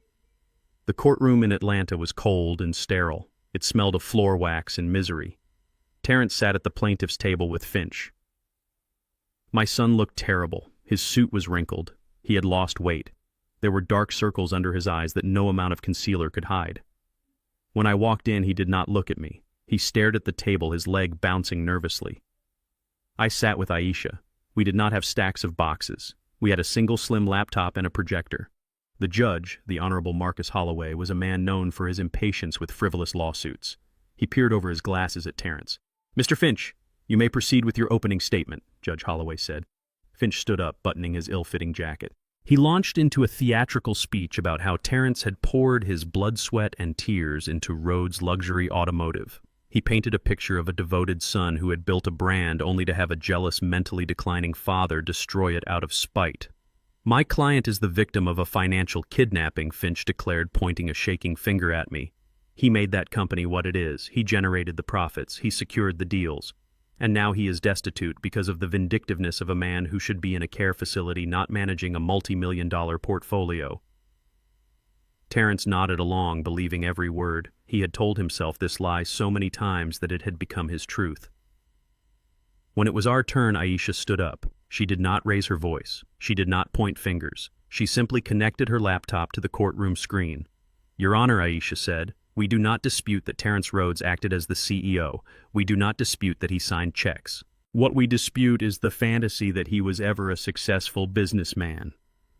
She clicked a button. A spreadsheet appeared on the screen. It was a profit and loss statement for the last 5 years. The lines were red, deep dark red. Mr. Rhodes, Aisha addressed Terence, who was now forced to look at the screen. "Can you tell the court what this number represents in the fiscal year of 2022? Terence squinted. "That is the gross revenue," he said confidently. $20 million. "No," Aisha corrected him. "That is the operating loss." "That is negative $20 million. Terence laughed nervously. "That is impossible. We expanded that year. We renovated the showroom. We bought the new fleet. You cannot do that with a loss." Aisha clicked to the next slide. It showed a series of wire transfers. They were all dated the last day of every month. They were all from my personal private holdings. "You could do it because your father paid for it," Aisha said. Every single month, for 5 years, Frank Rhodes transferred an average of $300,000 into the business account to cover the deficit. He covered your bad deals. He covered the unsold inventory. He covered the payroll you could not meet. A murmur went through the courtroom. Finch looked at the screen, then at Terence. He started to sweat. Terence shook his head. "No. That is investment capital. That is how business works. That is how charity works." Aisha cut in sharp. "You were not running a business, Terence. You were running a deficit. And while you were losing money hand over fist, let us look at what you were spending." She clicked again. A list of credit card charges appeared. It scrolled down the screen like the credits of a movie that was way too long. First-class tickets to Dubai, a 60-foot yacht rental in the Mediterranean, custom-tailored suits, dinners costing $4,000, diamond jewelry. "Mr. Rhodes," Aisha asked, "are these business expenses?" "Networking," Terence stammered. "I have to look the part. I have to court investors." "You spent $3 million on lifestyle expenses in 2 years," Aisha said, "while the company lost $4 million. Your father did not just subsidize the business.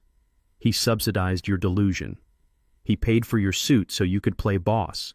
He paid for your dinner so you could feel important. He paid for everything because he loved you and hoped you would eventually learn. But you never learned. You just spent more." I watched Terence. The color was draining from his face. He looked at the numbers. He looked at the dates. He saw the truth in black and white. He had never made a profit. Not once. Every success he thought he had achieved was a gift I had silently placed in his pocket.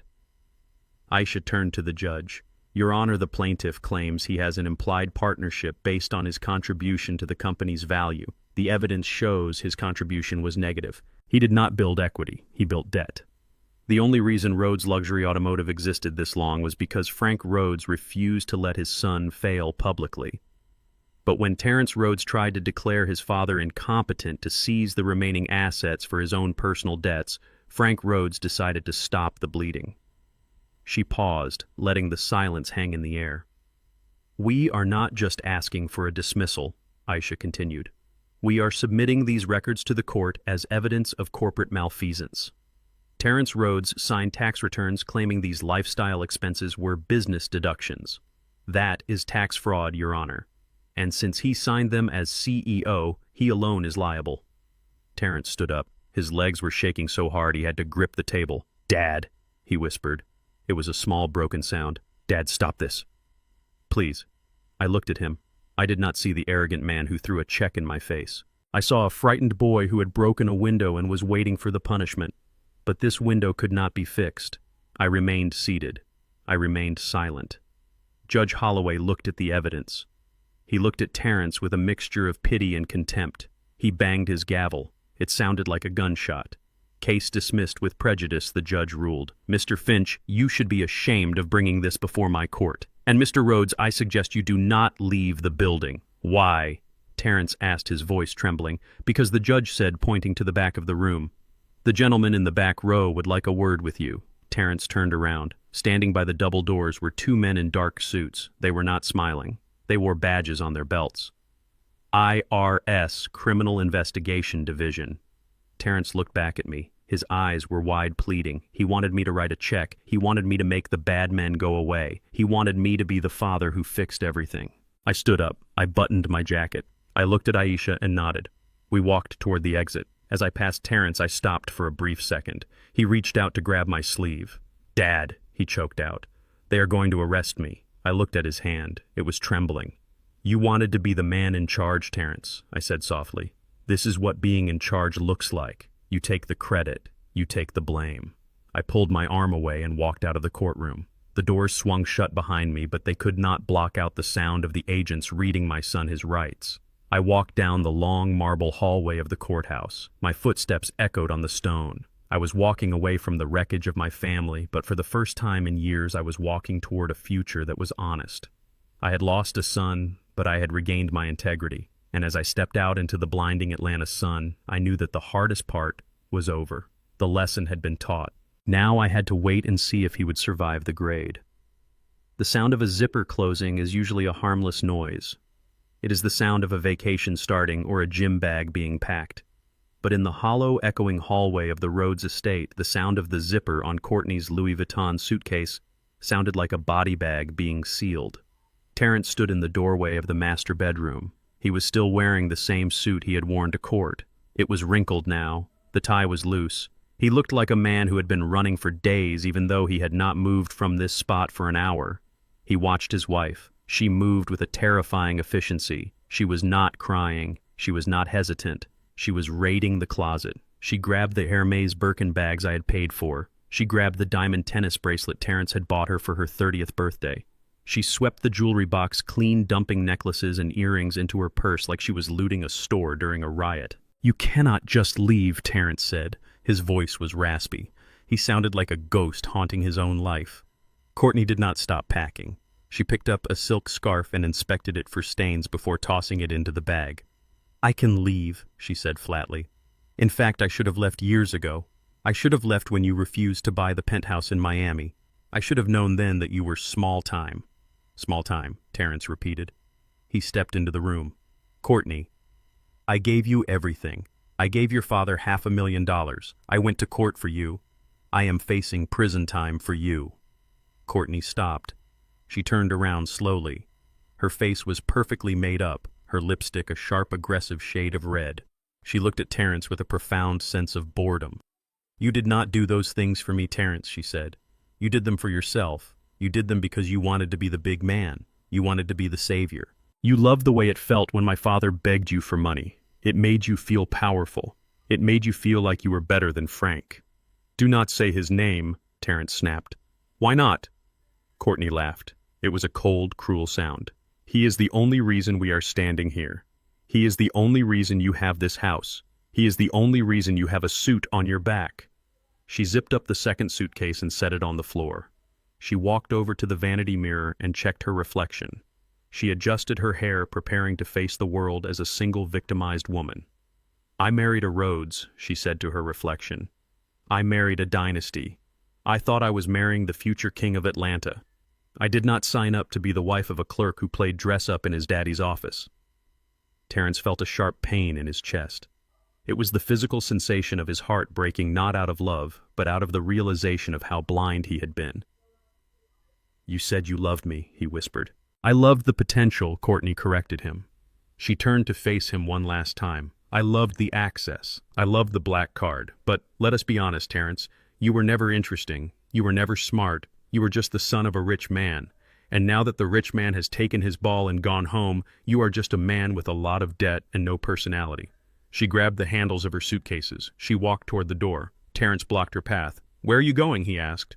"To the Four Seasons," she said, "and then to my lawyer. I am filing for divorce in the morning. I am citing financial instability and emotional distress. You are going to take half of nothing," Terrence said bitterly. "No," Courtney smiled.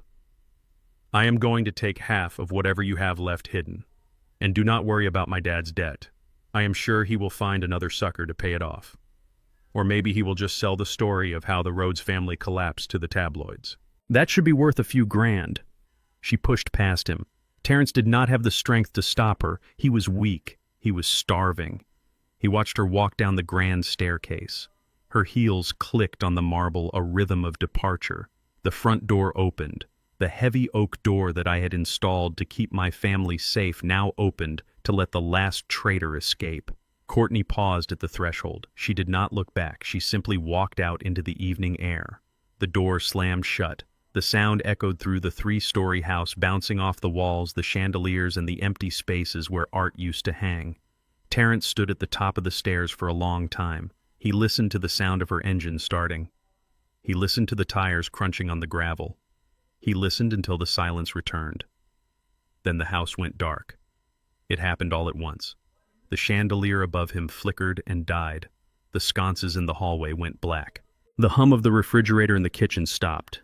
The security system panel by the door let out a dying beep and went silent. The power company had finally cut the line. Terrence stood in the pitch-black darkness. He could not see his hand in front of his face. He felt the temperature in the house begin to drop. Without the heating system, the massive stone structure was just a cold, damp cave. He felt his way along the wall, his fingers trailing over the expensive wallpaper. He walked down the stairs, counting the steps like a child afraid of the dark. 1, 2, 3. He reached the bottom and stumbled into the foyer. He needed a drink. He needed to numb the voice in his head that sounded suspiciously like mine. He fumbled his way to the kitchen. He opened the refrigerator door, hoping for the light to come on, forgetting that the power was out. It remained dark. The air inside was warm and smelled of spoiled milk. There was no food. Courtney had thrown out the leftovers before she left, claiming they smelled. Terrence grabbed a bottle of water from the pantry and sat down on the cold kitchen floor. He leaned his back against the cabinets. The silence was deafening. There were no servants, no wife, no friends, no employees. For the first time in his 38 years, Terrence Rhodes was completely and utterly alone. He closed his eyes, and in the darkness the memories he had suppressed for years began to surface. He remembered a fishing trip we took when he was 10. It was on a small boat, nothing fancy. We had caught nothing all day. He was complaining. He wanted to go home. He wanted to play video games. I remembered what I told him that day. I told him that patience was the only currency that mattered. I told him that a man who cannot sit with himself in silence is a man who cannot be trusted with anything else. He remembered the day he graduated college. I gave him a watch. It was not a Rolex. It was a sturdy, reliable field watch. I told him that time was the only thing he could not buy. I told him to use it wisely. He had laughed and thrown the watch in a drawer, buying himself a gold one the next week. He remembered the day he introduced me to Courtney. I had pulled him aside. I had warned him. "She looks at your wallet, son, not your eyes," I had said. He had called me a bitter old man. He had told me I did not understand modern love. He had told me I was jealous of his happiness. Sitting on the floor of the dark kitchen, Terrence laughed. It was a broken, sobbing sound. "You were right," he whispered to the empty room. "You were right about everything." He pulled his knees to his chest and wept. He cried for the money he lost. He cried for the wife who never loved him. But mostly he cried for the father he had betrayed.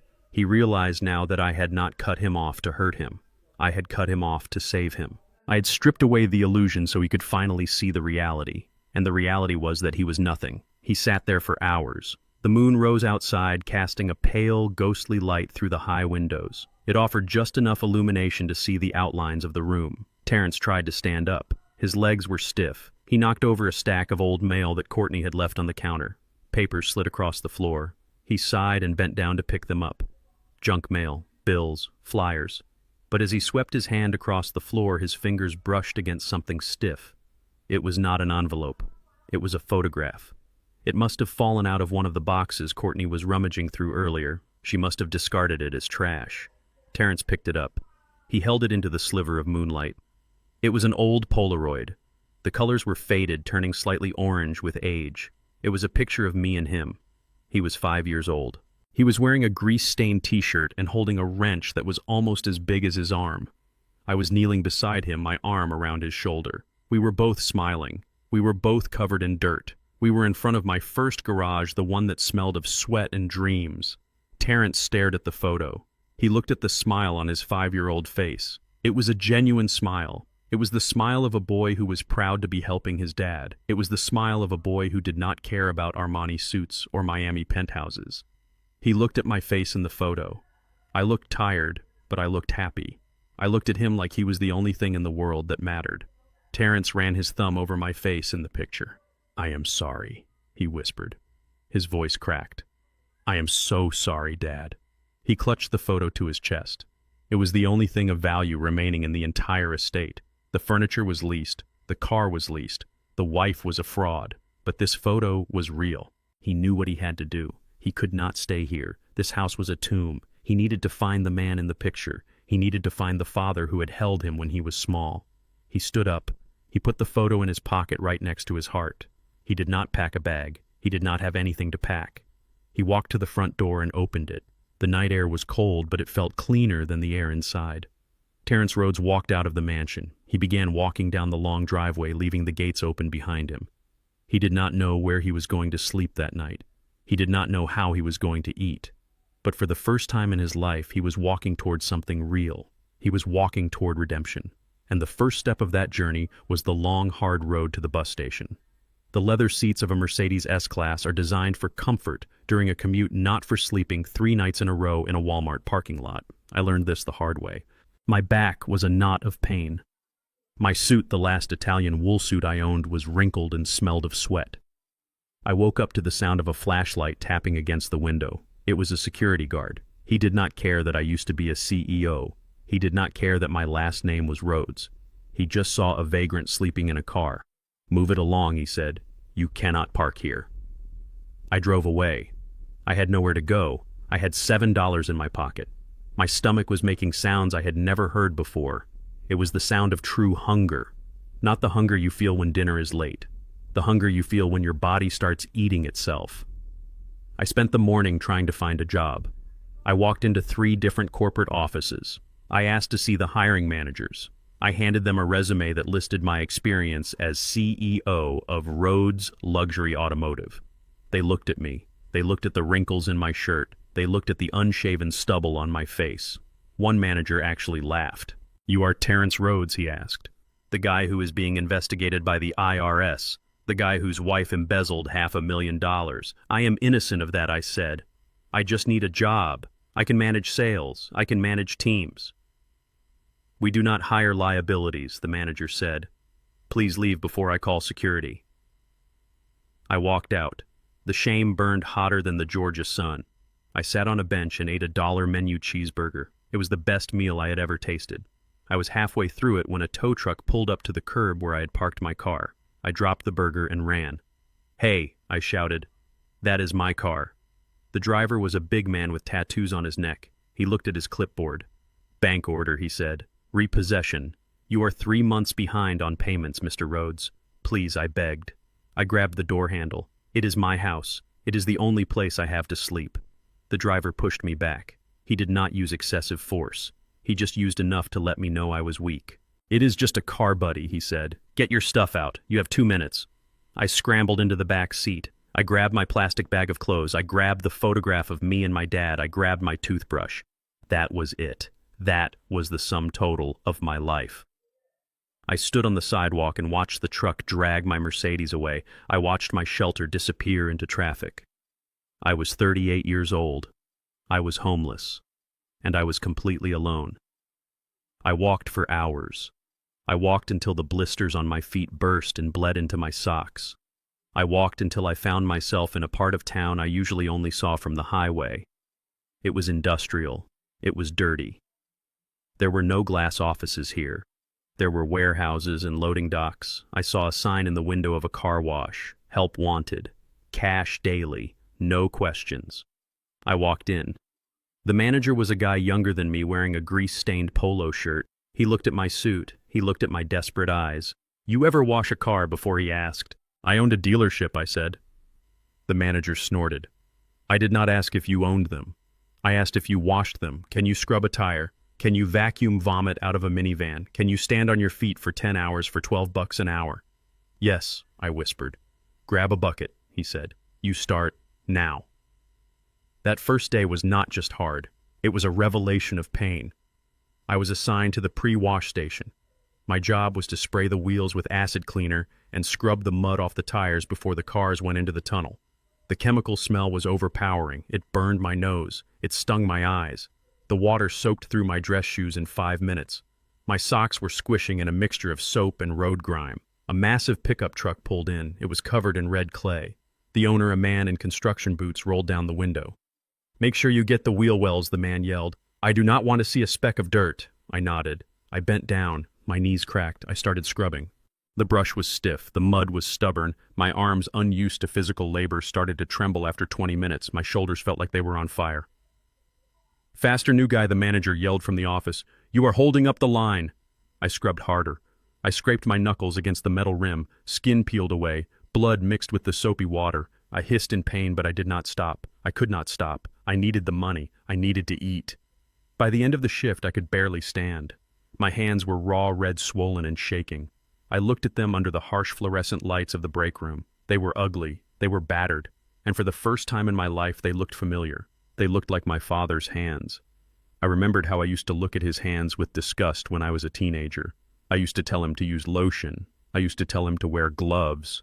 I thought his rough hands were a sign of low status. I thought they were a sign of being trapped. Now, staring at my own bleeding knuckles, I realized the truth. Those hands were not trapped. Those hands were free. Those hands built things. Those hands fixed things. Those hands carried the weight of a family so that my hands could be soft. I sat on a milk crate behind the car wash and cried. I did not cry because I was in pain. I cried because I finally understood the sacrifice. I had spent my whole life trying to run away from being a mechanic's son, only to find my salvation in a bucket of soapy water. I worked there for 3 weeks. I slept in a 24-hour laundromat down the street. I ate peanut butter sandwiches. I did not buy alcohol. I did not buy cigarettes. I saved every single penny. The other workers, mostly immigrants and ex-cons, started to talk to me. They did not care about my past. They cared that I showed up on time. They cared that I did not complain. One of them, a guy named Jose, shared his lunch with me when he saw I was only eating crackers. "You work hard," Jose said. "You have good hands." That compliment meant more to me than any award I had ever received from the Chamber of Commerce. Every night before I fell asleep in the plastic chair at the laundromat, I took out the picture of me and my dad. I looked at it. I talked to it. "I am coming, Dad," I whispered. "I am learning." By the end of the month, I had $180. It was enough for a bus ticket to Chicago and a little left over for food. I quit the car wash on a Friday. The manager actually looked disappointed. "You are a good worker, Terry," he said. He called me Terry. Nobody had ever called me that. I liked it. It sounded like a regular guy. "If you need a job when you get back, you have a spot here." "Thank you," I said. I shook his hand. My grip was firm. My palm was rough. It felt good. I walked to the Greyhound station. The bus ride was 22 hours. I sat in the back near the bathroom. It smelled terrible. The seat was cramped. A baby was crying 3 rows up, but I did not mind. I watched the country roll by through the window. I watched the red clay of Georgia turn into the flat fields of the Midwest. I watched the sun set and rise. I thought about what I was going to say. I was not going to ask for money. I did not want the company back. I did not want the house. I just wanted him to know that I knew. I wanted him to know that I finally understood what $1 cost. It cost sweat. It cost blood. It cost your back and your knees. The bus pulled into Chicago in the middle of a snowstorm. I stepped off into the cold. It was brutal. The wind cut through my thin jacket like a knife. I did not have a coat. I wrapped my arms around myself and started walking. I knew the address. It was burned into my memory from the court documents. Miller Automotive, South Side. I walked for an hour. The snow was getting deeper. My shoes, the cheap sneakers I had bought at a thrift store, were soaked. My toes were numb. I was shivering so violently my teeth chattered, but I kept walking. I had to reach him. I turned the corner and saw it. It was a small brick building with a faded sign. There was a light on inside, a warm yellow light that spilled out onto the snow. I walked up to the large bay door. I could see shadows moving inside. I heard the sound of a pneumatic drill. It was the sound of home. I stood there shivering, terrified. What if he turned me away? What if he hated me? What if it was too late? I raised my hand to knock on the metal door. My knuckles were scarred and healing. I looked at them one last time. I was not the CEO anymore. I was not the prodigy. I was just a man who had lost his way and found it in the dirt. I took a deep breath of the freezing air. I knocked. 3 times. The sound rang out against the steel, echoing into the night. Then the noise inside stopped. Footsteps approached the door. The latch clicked. The heavy door began to roll up. The metal door rolled up slowly, grinding against the rusted tracks with a sound that echoed through the quiet shop. The wind from outside rushed in immediately.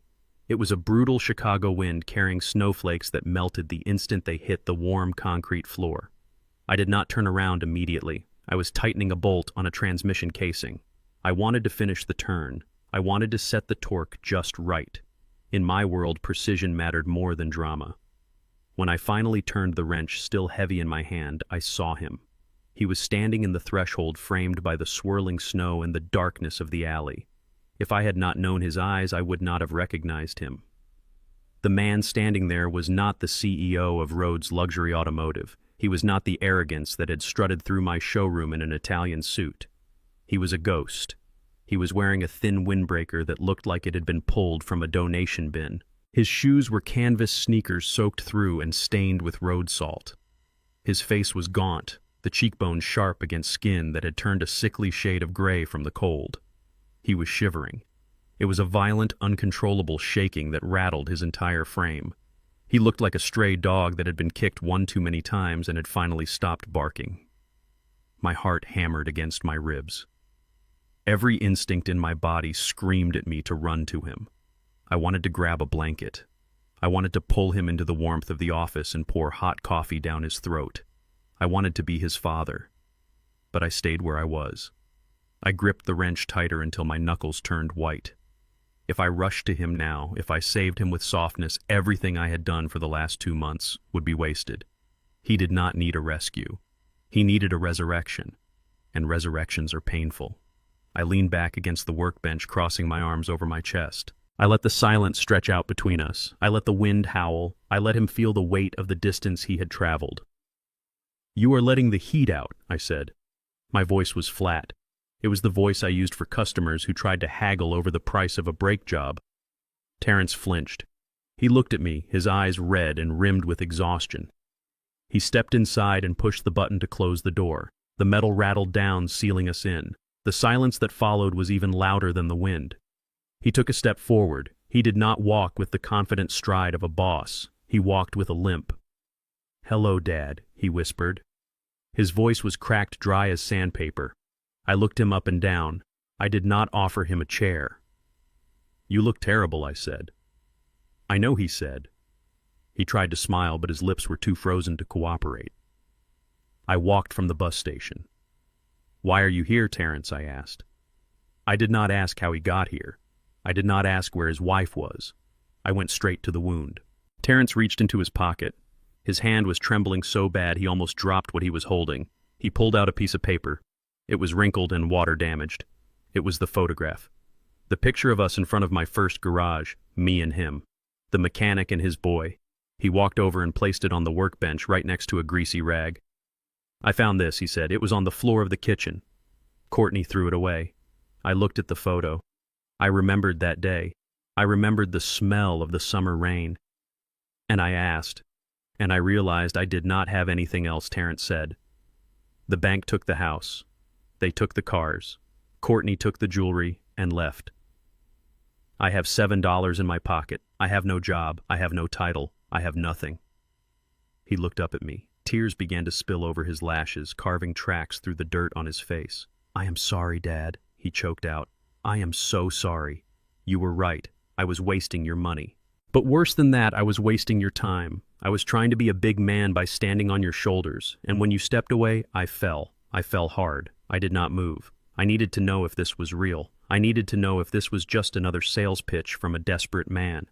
Is that why you are here?" I asked. "Do you want money? Do you want me to write a check so you can go back to Atlanta and pretend none of this happened?" "No," Terrence said. The word exploded out of him. "No, I do not want your money. I do not want the dealership. I do not want any of it." "Then what do you want?" I asked. Terrence looked at his hands. They were raw, covered in healing scabs from the car wash. He held them out to me. "I want to work," he said. "I want to earn it. I want to know what it feels like to sleep at night because I am tired, not because I am drunk. I want to learn how to fix things, not just cars. I want to fix myself." I looked at his hands. I saw the scars. I saw the calluses forming. All the calluses. Those were not the hands of a CEO. Those were the hands of a beginner. I picked up the rag and wiped a smudge of oil from the workbench. I looked at the clock on the wall. It was 6 in the evening. "We open at 7 tomorrow morning," I said. Terrence looked at me, confusion clouding his eyes. What he asked. I turned and walked to a metal locker in the corner of the shop. I yanked it open. Inside was a spare uniform. It was gray stiff with starch and had a patch on the chest that said Miller Automotive. I pulled it out and threw it at him. He caught it against his chest. "The pay is $15 an hour," I said. "You start at the bottom. You sweep the floors. You clean the bathrooms. You organize the tools. You do not touch a car until I say you are ready. You do not give orders to anyone. You listen, and if you are late even by 1 minute, you are fired. Do we have a deal?" Terrence looked at the uniform. He clutched it like it was a lifeline. "Yes," he breathed. "Yes. We have a deal. There is a cot in the back office," I said, pointing to a door near the bathroom. "There is a microwave and a fridge with sandwiches. Eat, sleep, be ready at 7. I turned back to the transmission. I picked up my wrench. I did not hug him. I did not tell him I loved him. I gave him something better. I gave him a chance. "Thank you," Terrence whispered.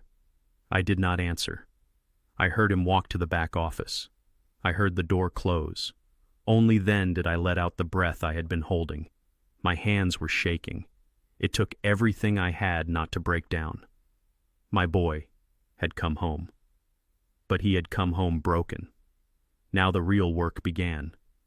I had to put him back together piece by piece. The next morning the alarm buzzed at 6:30. I was already up brewing a pot of strong black coffee. I unlocked the front door and flipped the sign to open. At 6:55 the door to the back office opened. Terrence walked out. He was wearing the gray uniform. It was a little loose in the shoulders, but he had buttoned it all the way to the top. He had shaved with a disposable razor I kept in the bathroom. His face was clean, though his eyes were still shadowed with fatigue.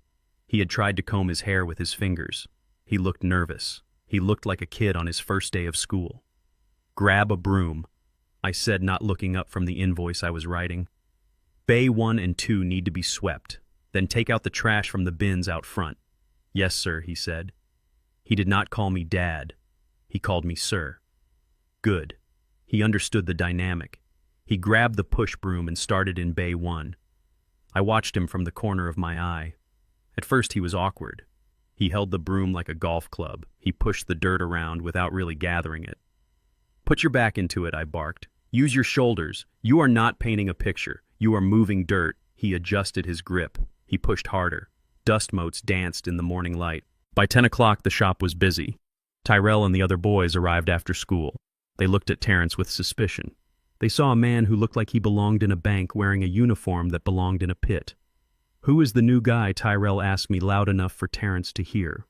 "That is the new apprentice," I said. "His name is Terry. Show him how to degrease the parts washer." Terrence froze for a second when he heard the name Terry. It was the name the car wash manager had used. It was his new identity.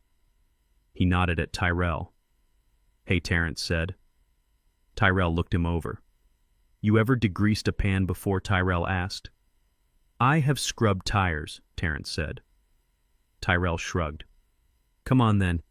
Do not get the solvent in your eyes. It burns." I watched as my son followed a 17-year-old kid to the back of the shop. I watched as he rolled up his sleeves. I watched as he plunged his hands into the tank of black, foul-smelling solvent. He scrubbed. He scrubbed for hours. Sweat dripped down his forehead. He wiped it away with his forearm, leaving a streak of black grease across his cheek. He did not stop. He did not check his phone. He did not ask for a break.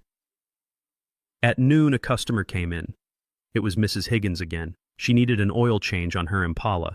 She saw Terrence hauling a heavy bag of oil dry across the floor. He was grunting with the effort. He dropped the bag near a spill and ripped it open, spreading the clay dust over the oil. "Is that a new hire?" Mrs. Higgins asked me. "Yes, ma'am," I said. "He looks a little old to be a rookie," she observed. "He is starting over," I said. She nodded. "Well, he looks like a hard worker. He has not stopped moving since I got here." I looked at Terrence. He was on his knees now, sweeping up the oil dry. His uniform was stained. His hair was messy. He looked exhausted. His fingernails were black. He looked nothing like the polished, shiny man who had tried to put me in a nursing home. He looked real. He stood up, stretching his back. He caught me looking at him. He did not look away. He did not look ashamed. He just nodded a small, tired acknowledgement of the work being done. Then he bent down and kept sweeping. I turned back to Mrs. Higgins so she would not see my face. I felt a tightening in my throat. I felt the corners of my mouth twitching upward. For the first time in 10 years, for the first time since he had graduated business school and lost his way, I looked at my son, and I did not feel disappointment. I felt pride. He was covered in dirt. He was making minimum wage. He was tired.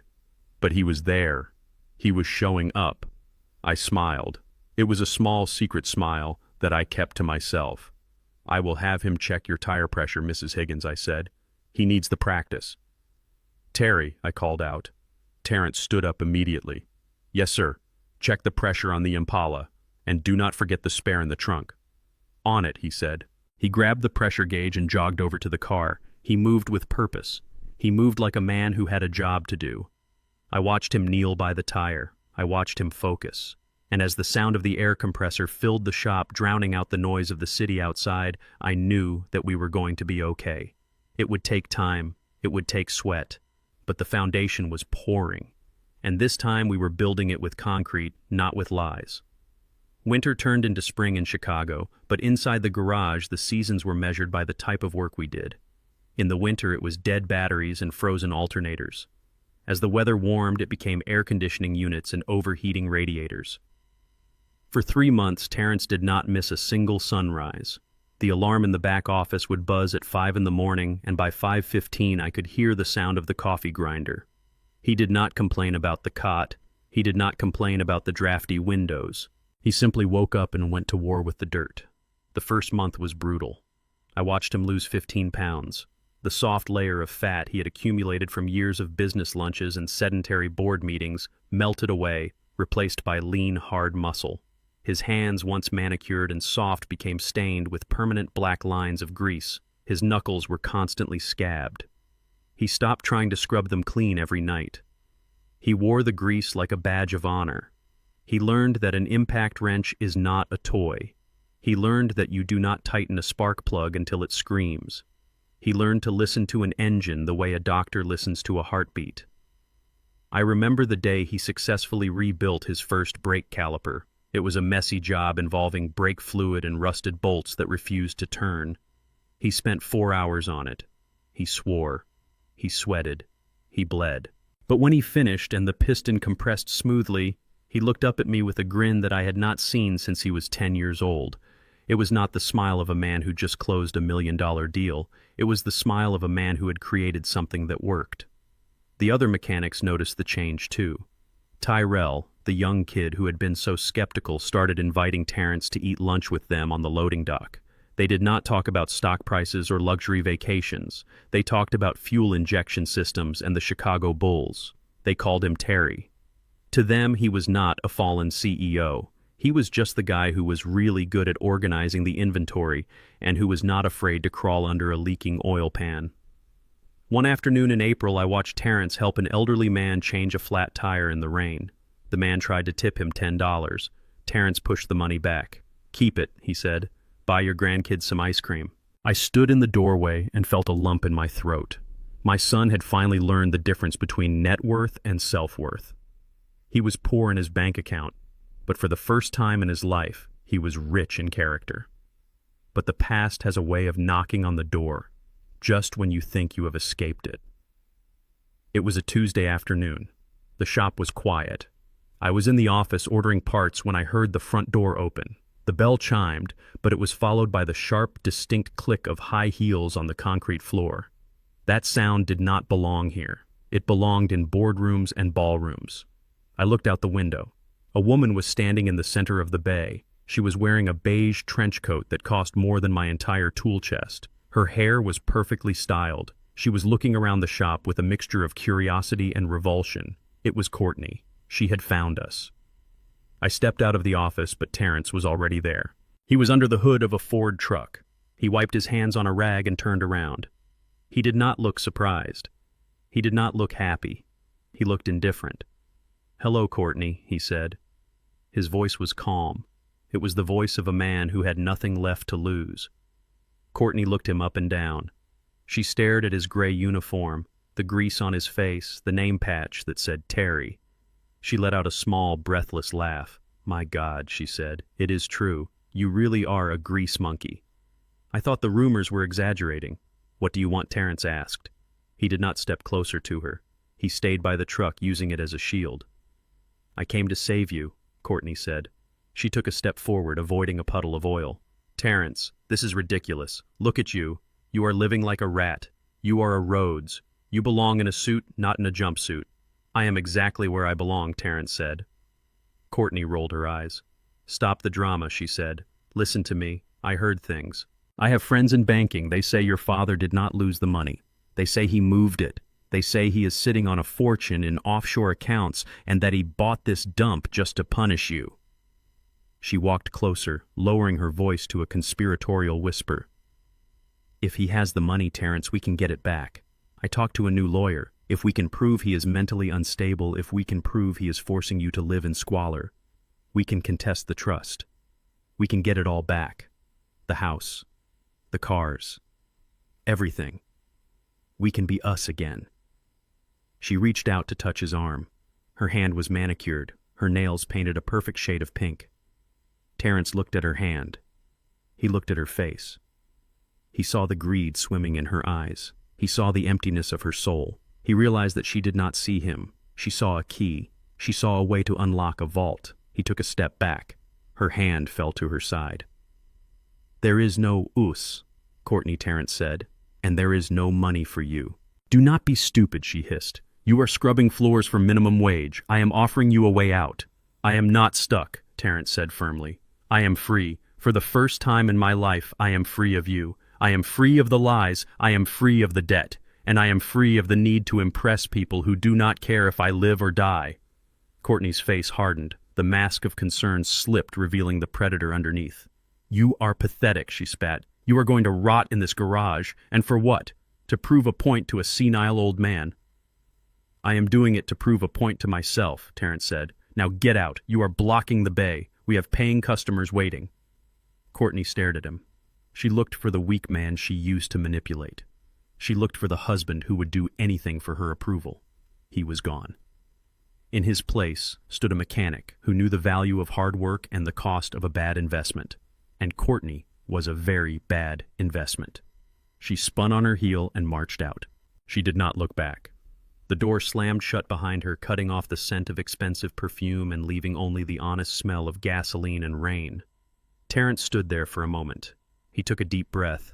Then he turned back to the truck. He picked up his wrench and went back to work. He did not watch her leave. That Friday, Terrence received his third paycheck. It was not much. After taxes, it was barely enough to cover food and basic necessities, but he held the envelope like it was gold. "Dad," he said, walking into the office as I was closing up. "Yes," I said. "Put your coat on," he said. "I am taking you to dinner." I looked up. "I have food in the fridge," I said. "I made a stew." "No," Terrence said. "Not tonight. Tonight we are going out. And I am paying." We walked to a pizza place 3 blocks down. It was a noisy, crowded joint with red checkered tablecloths and the smell of garlic in the air. We ordered a large pepperoni pizza and 2 colas. We sat in a booth near the window. For an hour we did not talk about the past. We did not talk about the lawsuit or the dealership. We talked about the shop. Terrence asked me about the difference between synthetic and conventional oil. He asked me about the history of the combustion engine. He told me a joke Tyrell had told him. He laughed. It was a real laugh. It reached his eyes. When the check came, I instinctively reached for my wallet. Terrence put his hand over mine. His hand was rough. It was warm. It was strong. "No," he said firmly. "I got this." He pulled out a wad of small bills, ones, fives, and tens. The money was crumpled and stained with grease. He counted it out carefully on the table. He added a 20% tip. "I earned this," he said softly. I looked at the money. It was the most beautiful pile of cash I had ever seen. "I know you did, son," I said. I looked at him. I felt a surge of emotion so strong it almost knocked the wind out of me. My chest felt tight. My heart fluttered. "I am proud of you," I said. The words came out breathless. Terrence smiled. "Thanks, Dad. That means—" His voice faded out. The room started to spin. The red and white tablecloth blurred into a single shade of pink. The noise of the restaurant became a distant hum. A sharp, crushing pain exploded in the center of my chest. It felt like a hydraulic press was closing around my heart, Dad Terrence said. His voice sounded far away. "Dad, are you okay?" I tried to speak. I tried to say I was fine, but my tongue felt heavy. My left arm went numb. The fork I was holding clattered to the floor. "Dad." I saw Terrence jump up. I saw the fear in his eyes. The room tilted sideways. The last thing I felt was Terrence's strong, rough hands grabbing my shoulders, holding me up as the darkness swallowed me whole. The steady beep of the heart monitor was the first thing I heard. It was a rhythmic, artificial sound that cut through the fog in my brain. I tried to open my eyes, but my eyelids felt like they were made of lead. The air smelled of antiseptic and floor wax, a smell that was sharp and impersonal. I was alive. That was the first realization. The second realization was the weight on my hand. Someone was holding it. I forced my eyes open. The harsh fluorescent lights of the hospital room blinded me for a second. As my vision cleared, I saw him. Terrence was sitting in a plastic chair next to my bed. He was still wearing his gray mechanic uniform. It was stained with tomato sauce from our dinner and oil from the day's work. He had not gone home. He had not changed. He was leaning forward, his forehead resting on the mattress near my arm, his hand gripping mine so tight I could feel his pulse. He was praying. I had not heard my son pray since he was a child, since the nights he used to be afraid of thunderstorms. He was whispering the words, his voice thick with tears. "Please, God, do not take him. Take the money. Take the business. Take everything I have ever owned. Just do not take him. I am not ready. I still have so much to learn. I am just a grease monkey. I need my dad." I squeezed his hand. It was a weak squeeze, but it was enough. Terrence's head snapped up. His eyes were red and swollen. His face was pale beneath the layer of shop grime. When he saw my eyes were open, he let out a sound that was half laugh, half sob. "Dad," he choked out. "You are awake. You scared me. You scared me to death." I tried to sit up, but a sharp pain in my chest pushed me back down. A nurse walked in, checked the monitors, and gave me a stern look. "Stay down, Mr. Rhodes," she said. It was a minor myocardial infarction, a warning shot. "You need rest." Terrence looked at the nurse, then back at me. He looked terrified. "I am sorry, Dad," he said. "It was the stress. It was me. I did this to you.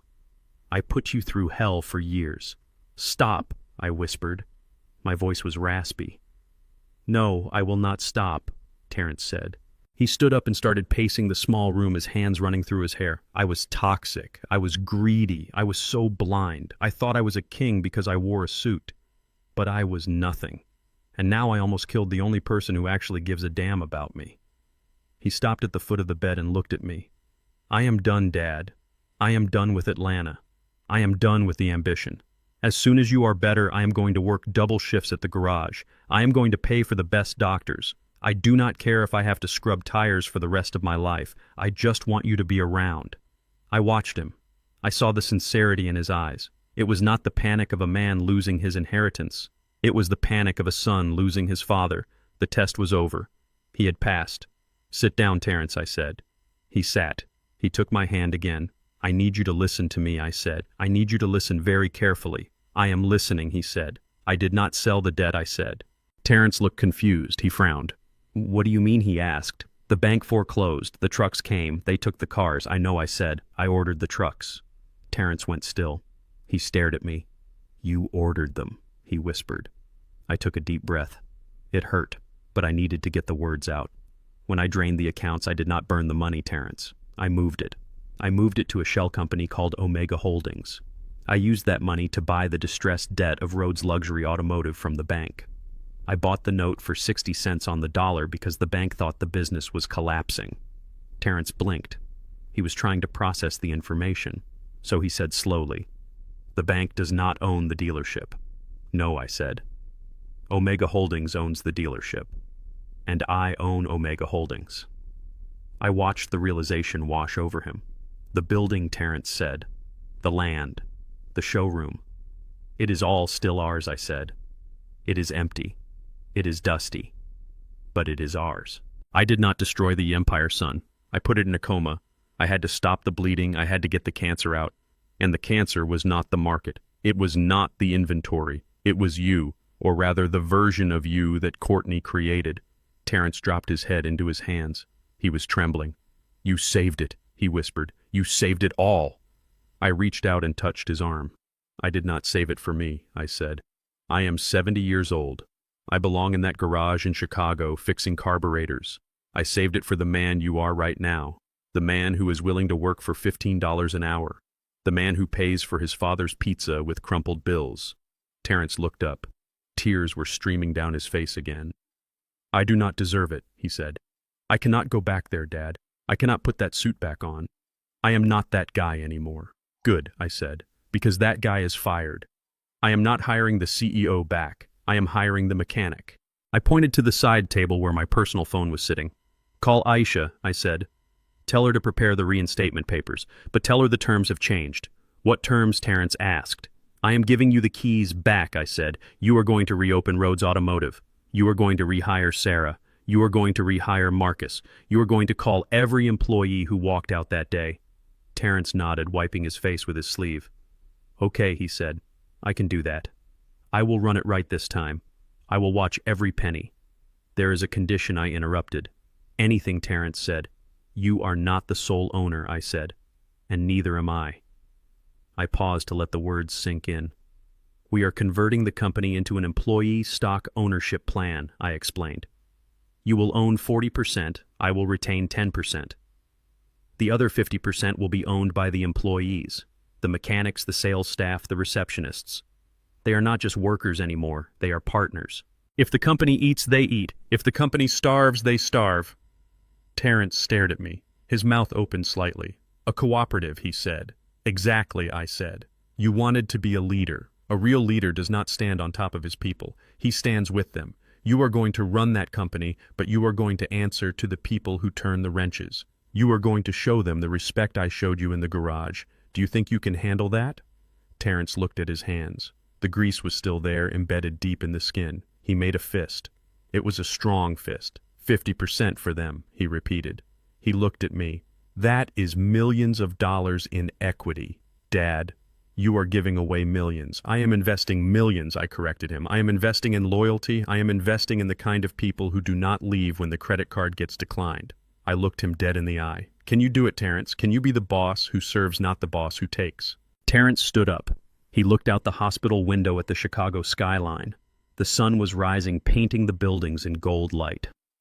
He turned back to me. He stood taller than I had seen him in years. "I can," he said.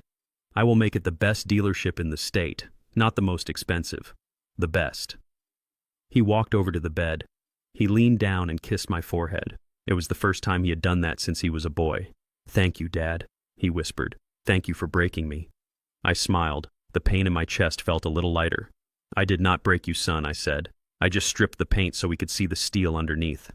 Terrence laughed. It was a wet, shaky sound. He grabbed my phone and dialed Aisha. "Aisha," he said into the phone. "It is Terrence. Yes, he is okay. We are both okay. Get the paperwork ready. We are going home. And Aisha, draft a profit-sharing agreement. Yes, you heard me right. We are changing the business model. We are going to share the wealth." I closed my eyes and listened to my son taking charge, but this time the arrogance was gone. His voice was humble. His questions were smart. He was asking for advice, not demanding obedience. I drifted back to sleep, but this time the darkness was not scary. It was peaceful. I had finished my job. My legacy was not the money in the bank. My legacy was the man standing by my bedside wearing a dirty uniform, planning a future where everyone got a seat at the table. When I woke up again hours later, the room was quiet. Terrence was asleep in the chair, his head tilted back, his mouth slightly open. He looked exhausted. He looked peaceful. I reached over and picked up the water pitcher. The clink of the plastic woke him instantly. He sat up alert. "Water?" he asked. I nodded. He poured me a glass and held the straw to my lips. I drank. The cool water felt like life returning to my body. "One more thing," I said, pushing the glass away. "What is it, Dad?" Terrence asked. "The suit," I said. "What about it?" he asked. "Burn it," I said. "When you go back to Atlanta, do not wear Italian wool. Wear work boots. Wear a polo shirt. Let them see your hands." Terrence looked at his hands. He flexed his fingers. "I will," he promised. "I am not hiding these anymore." He sat back down. He looked at me for a long moment, his eyes shimmering with unshed tears. "I love you, Dad," he said. I looked at him. I saw the gray hairs starting to show at his temples. I saw the lines of worry on his forehead. He was a man now, a real man. "I love you too, son," I said. And in that sterile hospital room, amidst the beeping machines and the smell of antiseptic, the war between father and son finally ended. There was no treaty signed. There was no surrender. There was only the quiet, profound victory of love over greed. We had lost a fortune to find a family, and it was the best trade I had ever made. The calendar on the wall of the break room in Atlanta read June. It had been exactly 365 days since I walked out of the hospital and handed the keys back to my son. In the world of business, a year is a quarter. In the world of a father, a year is a lifetime. If you walked into Rhodes Automotive today, you would not recognize it. The marble floors are still there and the glass walls still gleam in the sun, but the temperature of the room has changed. It used to feel like a refrigerator, cold and sterile, a place where money was worshipped and people were tolerated. Now it feels like a living room. Terrence was standing near the service desk. He was not wearing a three-piece Italian suit. He was wearing a navy blue polo shirt with the company logo embroidered on the chest. He was wearing work boots scuffed at the toes. And most importantly, he was smiling. A young sales associate named David was looking panicked. He had just dropped a tray of coffee on the pristine floor right in front of a customer. In the old days, Terrence would have fired him on the spot. He would have screamed about incompetence and the cost of the cleaning crew. I watched through the security feed on my tablet as Terrence walked over. He did not yell. He grabbed a roll of paper towels. He knelt down on the floor next to David. "It is just coffee, David," I heard Terrence say through the audio feed. "Coffee cleans up. Bad attitudes do not." "Are you burned?" "No, sir," David stammered. "I am so sorry, Mr. Rhodes." Terrence laughed. It was a warm, easy sound. "Stop apologizing. Help me wipe this up, and then go get the customer a fresh cup. On the house." The customer, a woman who had looked annoyed a moment ago, softened. She saw the owner of the company on his knees wiping up a mess. She saw humility. She ended up buying a car that afternoon. Not because of the price, but because she trusted the place. Later that afternoon, Terrence held a town hall meeting in the service bay. Every employee was there. The mechanics, the receptionists, the detailers. Terrence stood on a crate so they could see him. He held up a piece of paper. "This is the quarterly report," he announced. The room went silent. In the past, this was the moment where he would announce budget cuts or demand higher quotas. "We exceeded our sales target by 15%, Terrence said. "But we cut our overhead by 20% because you guys caught waste before it happened. You fixed parts instead of replacing them. You turned off lights. You treated this place like you owned it." He paused and looked around the room. "And that is because you do own it," he said. He started handing out envelopes. They were profit-sharing checks. I saw Sarah open hers. She gasped and covered her mouth. It was not a bonus. It was a life-changing amount of money. "This is not a gift," Terrence told them. "This is your equity. Thank you for being my partners." I watched my son shake hands with the grease-stained mechanics. I watched him listen to their ideas. He was no longer the boy who stood on my shoulders to look tall. He was the man who built a foundation so everyone else could stand tall with him. He had burned the suit just like I asked, and in the process, he had ignited a fire in the heart of the company that would never go out. 800 miles away, the wind off Lake Michigan was warm and carried the scent of blooming lilacs. I sat in a lawn chair outside the garage in Chicago. The shop was closed for the evening, but the bay door was open, letting the golden hour light spill across the concrete. I was not working on a car today. I was fixing a bicycle for the neighbor's granddaughter. She was 6 years old and had ridden over a nail. Tyrell sat next to me. He was not a kid anymore. He was my shop manager. He ran the day-to-day operations, now handling the customers with a grace I had taught him and a patience he had learned on his own. "You got a letter," Frank Tyrell said, handing me a thick envelope. "It is from Atlanta." I wiped my hands on a rag and took the envelope. I knew what it was. It was the monthly report from Terrence. But it was not just numbers. I opened it. Inside was a handwritten letter. "Dear Dad." It read, "We hired 3 more people this month. All of them are from the trade school program you started. They are good kids, hungry, just like I was in the garage. I told them the story about the car wash. They didn't believe me until I showed them my hands. I smiled. I am coming up next week." The letter continued. "I want to show you the new designs for the community center we are building next to the dealership. I want to name it the Frank Rhodes Center for Industry. Do not argue with me. It is already approved by the board. And by the board I mean the mechanics. Love, Terrence." I folded the letter and put it in my pocket. I looked out at the street. The neighborhood was alive. Kids were playing tag. Music was drifting from an open window. I was happy. It was a quiet, deep happiness that settled in my bones. I lived in a small apartment above the shop. I drove an old truck. I did not have a butler or a country club membership. But I had respect. I had a community. And I had a son who was finally a man I could look up to. People used to ask me why I stayed in Chicago. They asked why I did not go back to the mansion and the luxury. They did not understand. The mansion was a cage. This garage, with its smell of oil and its honest work, was my palace. I had found peace in the simplicity. I had found that the richest sleep comes after a day of physical labor, not a day of financial maneuvering. I finished fixing the bicycle tire. The little girl squealed with delight and rode off down the sidewalk.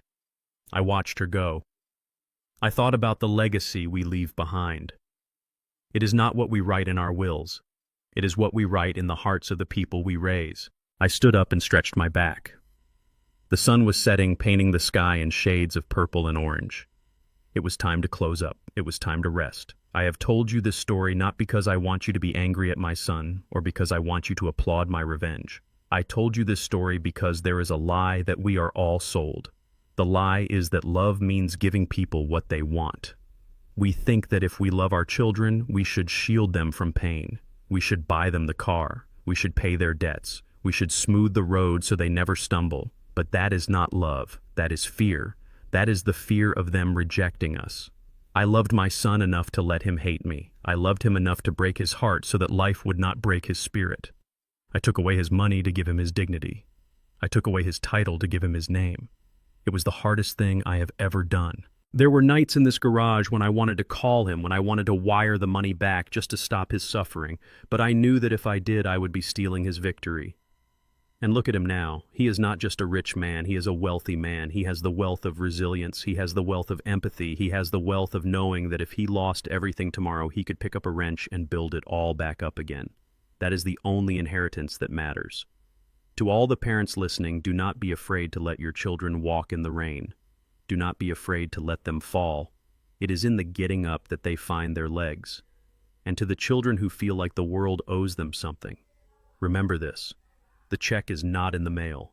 The check is in your hands waiting for you to work for it. My name is Frank Rhodes. I am a mechanic. I am a father. And I am the man who disappeared so my son could finally be found. Thank you for listening to my story. If this touched a chord in you, if you have ever had to make a hard choice to save someone you love, tell me in the comments.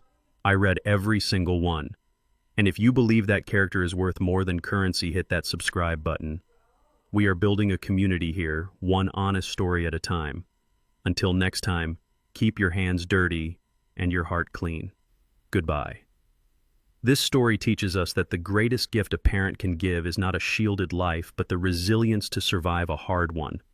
I spent years thinking I was loving my son by giving him everything, but I was actually robbing him of his character. True wealth is not found in bank accounts or luxury cars. It is found in the calluses on your hands and the integrity in your heart. Sometimes you have to let the people you love hit rock bottom because that is the only place where they can find a solid foundation to build a life that actually lasts. If this story reminded you of the value of honest work, hit that like button.